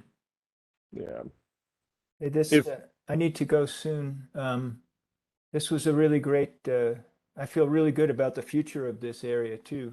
These Frederick and Nicola and young scientists picking this up. So thanks everybody for your interest. I'm heading out. Thank you so much, Roger, for being with us. Take care. Bye. Bye-bye. I think we'll close the session very soon anyway, so but maybe 1 or 2 more questions before we go. I might have another one. Yeah, go ahead. Yeah, so like of general interest, I think, and for Jason, and I'm sure that your answer will be, it depends on the specificity of the person and all that stuff, but like, how do you train? Like, I'm sure that you, or at least someone in CTS, has trail runners in like Florida or I don't know, Kansas and stuff like that. So like in those places that are super flat, like what are the most common strategies that you use? Is it like going up and down stairs in buildings? Is it like using some form of cross training? Like some people here, like where I am originally from, on the flatter part, they cycle, for example, to mimic at least like the motion of the uphill, but doesn't do anything for the downhill part. So yeah, what are options at least that people have, and what are your preferences? We debate this endlessly. So like the question that you ask, there's 100 people in the chat room, probably 80 of them are coming up with this, especially the ones that are coaches. Because we always have athletes, as you mentioned, that live in Florida, that live in the flatlands, and they come out and they want to do the Leadville Trail 100, they want to do UTMB, they want to do hard rock and things like that. And they're all, what I've always found is they're scared of what they don't have. If you don't have high elevation, you're scared of that. If you don't have elevation gain and elevation loss, you're scared of that. If you don't have heat, you're scared of that. Whatever it is that you lack in your normal training environment is the thing that the athletes get the most paranoid out of. And in all of those situations, I go back to what I mentioned at the very top of my presentation, is that fitness is going to matter the most. And you always have to keep a laser-like focus on that if you develop the athlete's overall fitness with solid periodization, that is going to not only result in a better performance, but it basically helps you cover up the things that you lack by simply being more fit. So then we talk about very specific interventions that you can deploy in a mountainous environment. And the go-to one that I use are just training camps. I think you can get, Guy and I have talked about this at length from time to time. You can get a lot of bang for your buck if you just put together a 2 to 3 day training camp in a mountainous environment where you're just doing as much volume as possible, and people can typically handle a lot of volume and that type of stuff. And not to step on the toes of the downhill people too much, but what we tend to see in the literature is that with eccentric adaptations, it doesn't take a lot of load to achieve a robust adaptation. And there's a legacy, a robust legacy that's associated with even the most benign types of eccentric loads. So if we use a little bit of that understanding, we can kind of deploy that into, okay, the camp model is the second tool that I would use if available. And then the third one is whatever else you got. If you have a treadmill that can decline 6%, there's a lot of those out on the marketplace right now. You can use that. I tend to try to stick with the modes in the intervention that are most likely event. So a treadmill would be a better option than an arc trainer, which would be a better option than stairs. But I honestly think that at that point, once you get to that level, it's just kind of the everything. It tends to get washed out with, does the athlete want to do the training? Yeah. Right. So then it becomes just a volume proposition of how much training they can do in those modes. I have an athlete right now who's training for Tour de Géant in Anguilla. And none of you have probably ever heard of Anguilla. It's kind of near Bermuda and in that area. It's a British territory. The island is 3 miles wide by 13 miles long. So you can imagine the terrain availability he has, but it's the same proposition. We're going through all of these different ways. We're going to get him as fit as possible. He's going to come to the United States to do some training camps and things like that. And then as a last resort, we're going to use some of the adjunctive cross-training modalities. And the main one is just treadmill, incline, decline. It reminds me an athlete who emailed me once. He was preparing the UTMB and living in Dakar, Senegal. Yeah. So the only way he found to do uphill training was going in the stadium and doing steps in the stadium. And well, in the end, I didn't know I don't know the results, but this is the way he found to train. I think the general principle though is use what you got, but you still can try to make it specific. And what I always caution athletes against that are trying to cobble this together is don't do any of those contrived modes at the expense of your fitness. And the one that comes up the most is using a weighted vest to try to induce more hiking as opposed to running. And I'll generally advise against that because by using that, you have to bring your overall training load down so much to accommodate for, a 30 kilo weight vest or a 25 kilo weight vest that most people will use when they're rucking. I don't think that trade-off is worth it. I would rather try to induce hiking another way and keep the overall training load high so that we can get the primary fitness adaptations as opposed to slowing things down. And plus, I think the biomechanics are way, way different when you're loading up that much, but that's another conversation.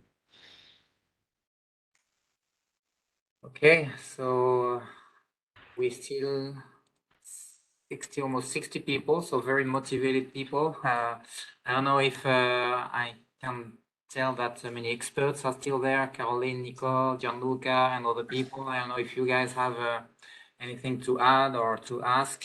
I had several other questions for you, Jason. Maybe just one.